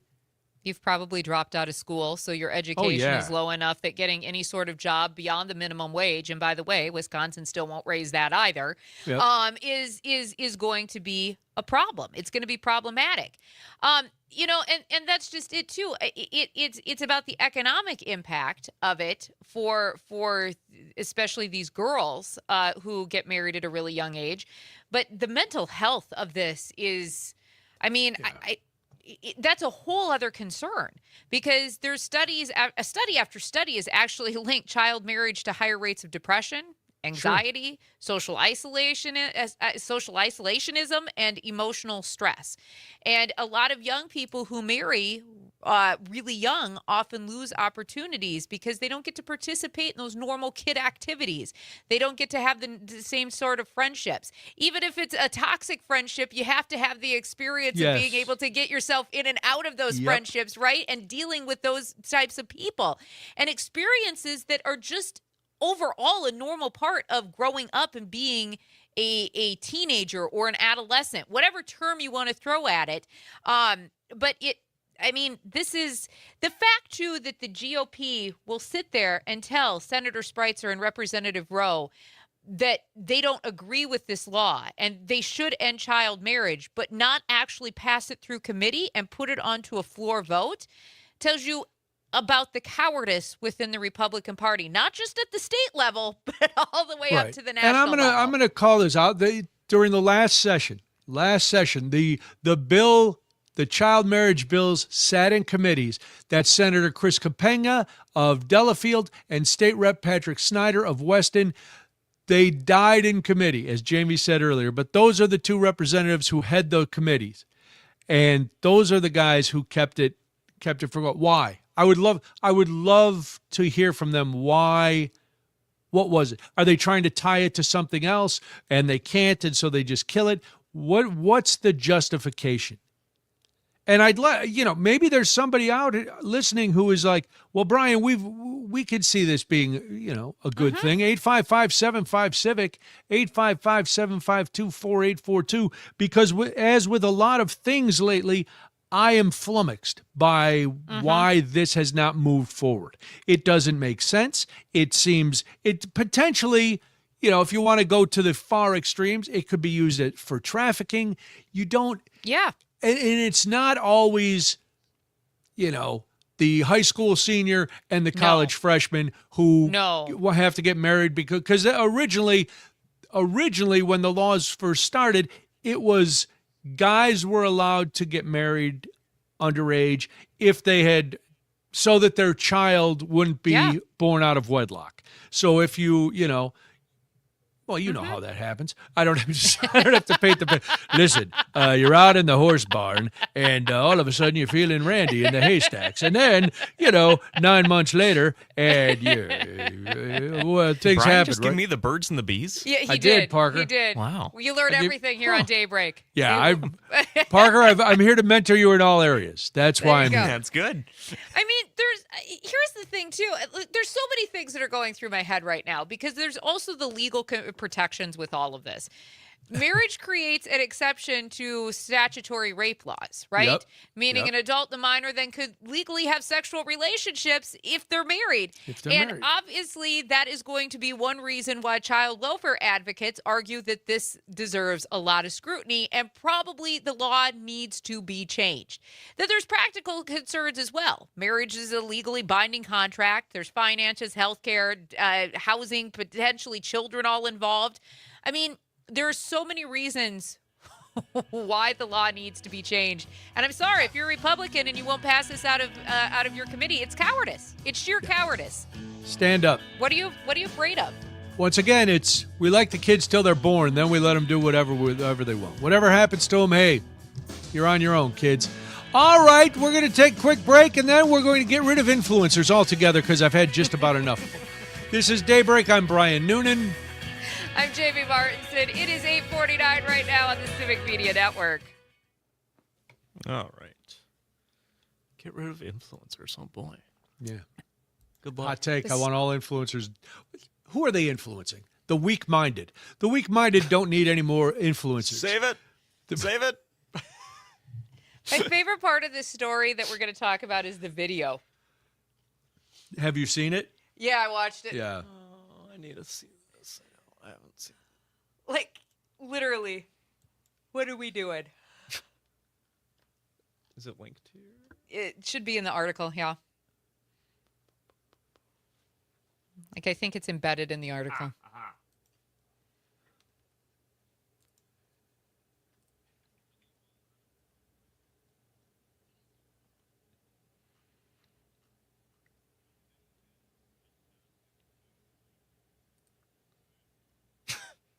Like the worker's just like,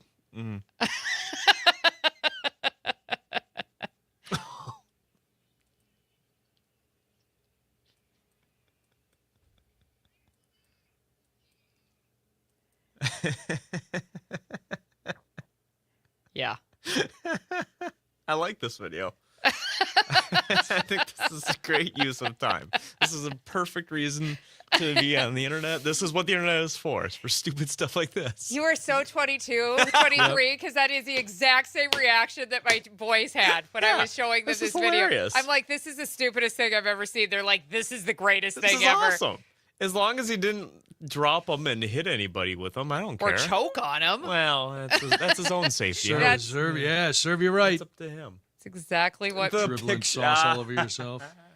It's exactly what my children said. That's fantastic. My adult children were like, yeah, that's his fault if he chokes on. That's just stupid. It is. But it's hilarious. Yeah, it is. It's very funny. Parker.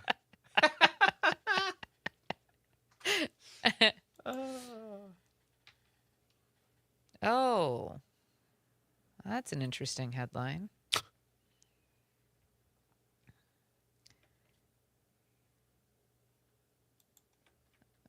Oh, yes. The party convention is this weekend. Oh.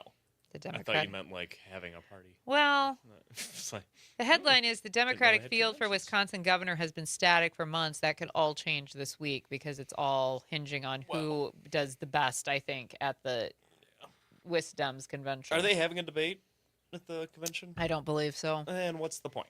I don't know if they. Actually, I shouldn't say that. I don't think so, but I don't know for sure. Okay.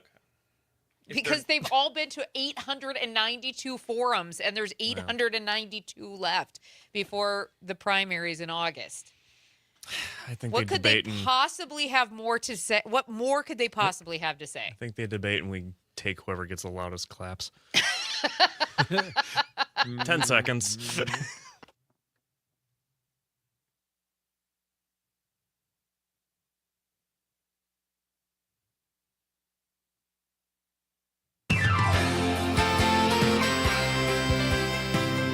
Fairly solid and better than expected. It's Daybreak with Brian and Jamie. It's 8:52 right now. Thank you so much for joining us this morning on the Civic Media Network. I am Jamie Martinson. And I'm Brian Noonan. Glad you're here. Are you tired of influencers? Have you had just about enough? I know I have. 855-75-CIVIC, 855-752-4842. I know. Here, Parker, get ready. This is an old man rant here. We got to get rid of influencers. Clouds, you're gonna get yelled I don't like it. Who are they influencing? You know who? The weak-minded. Weak-minded people don't need anybody else to influence them. Their influence should come from wise people. People who have deep thoughts, who can educate us, not from some Yahoo eating a McNugget on a Cedar Point roller coaster. Or some, hey guys, I just went and had an Eggs Benedict for brunch. Hey guys, look at me. I'm No. I know I sound like Saddam Hussein from South Park, but that's the thing. All right, well, a YouTube influencer has been banned for life from Cedar Point and all other Six Flags-owned park. Good. He was filming himself eating McDonald's chicken nuggets while riding the Millennium Force roller coaster. His name, I'm not giving it to it because I don't want to give him any more publicity because that's what his life is all about. Look at me. I'm eating nuggets on a roller coaster despite rules that say I can't bring any loose objects. Anyway, He snuck on a 10-piece nugget box, which is not a euphemism, onto the ride, and then he ate 7 nuggets while traveling at speeds approaching 93 miles an hour. And where was the goose that hit Fabio in the face when this guy was chowing down? I would have, my God, if that goose had wedged, kind of like when they're making the goose liver pate. I wish the goose had jammed that nugget so far down his throat that he wouldn't have been able to get it. This is, I know people think it's funny. Oh, isn't that cute? And then his buddy during one part of the video is holding sauce so he can dip it. Now, it's all fun and games. Isn't it, Parker? You're laughing. Oh, yeah. Oh, Brian, it's so funny. So funny. Till the Yahoo drops a nugget and it flies to the seat behind and blinds your kid because he decides he's got to bring some nuggets. Because you're dropping 310 feet at 93 miles an hour. You know what damage a nugget can do at 93 miles an hour? Not enough because this guy survived the ride. But the point is, Six Flags has rules against these things. You can't bring loose stuff onto the rides. They tell you, you've all been on a roller coaster. And if you haven't, I'm sorry, you never got to leave the house. But they don't want loose items. They don't want your purses, take your hat off, take your glasses off. It's safety. It's all safety. But not now, Jamie. Because these little loose items become projectiles or choking hazards. Because that's the other thing. We could only hope. The other thing about this is this influencer could have choked. He literally could have choked on. If there were any justice in the world. I don't wish bad on anybody, but this time I'd go, listen, you get what you deserve. You nut. At this point, park officials are reportedly considering filing charges against him. They have, though, issued, until they make that decision, they've issued a lifetime ban from all Six Flags properties. Now, of course, the video, because he's an influencer, quickly went viral and it gained a lot of national attention. He later said that he never expected eating chicken nuggets on a roller coaster to become some sort of major news story. And at one point during the ride, the influencer asked the person filming for the dipping sauce. And the one incident, as you rightly pointed out, Brian, was the dipping sauce. But there was one incident in the video is that when the dipping sauce basically flies all over them. Yeah, all over.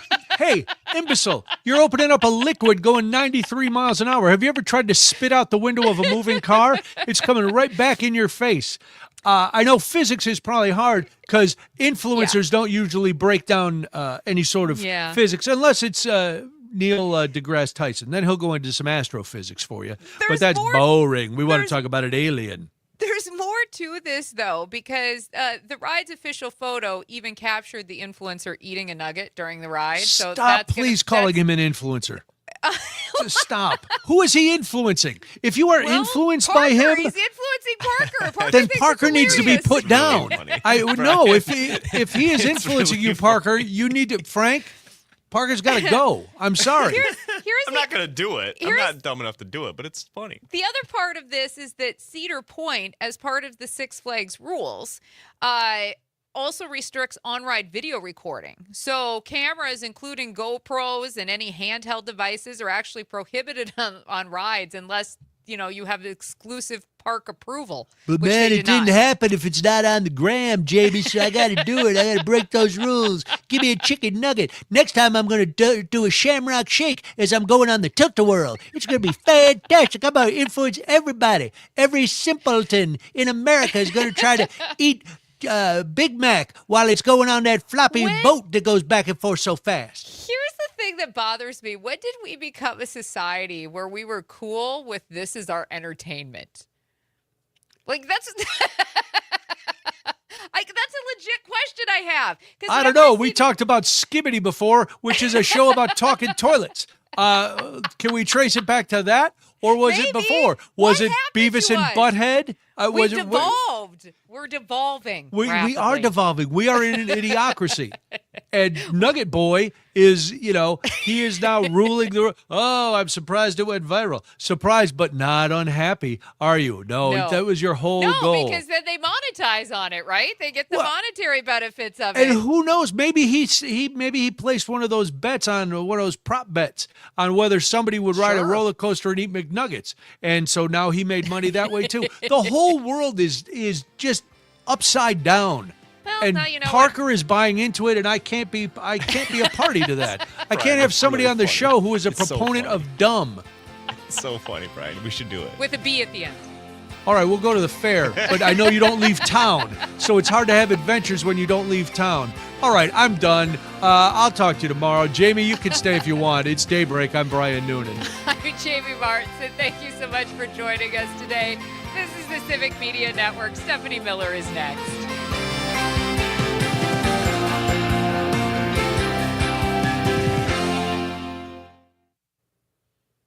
All right, live stream. We got to go. Have a good Gotta day. go. We got to get out of here. We got to go.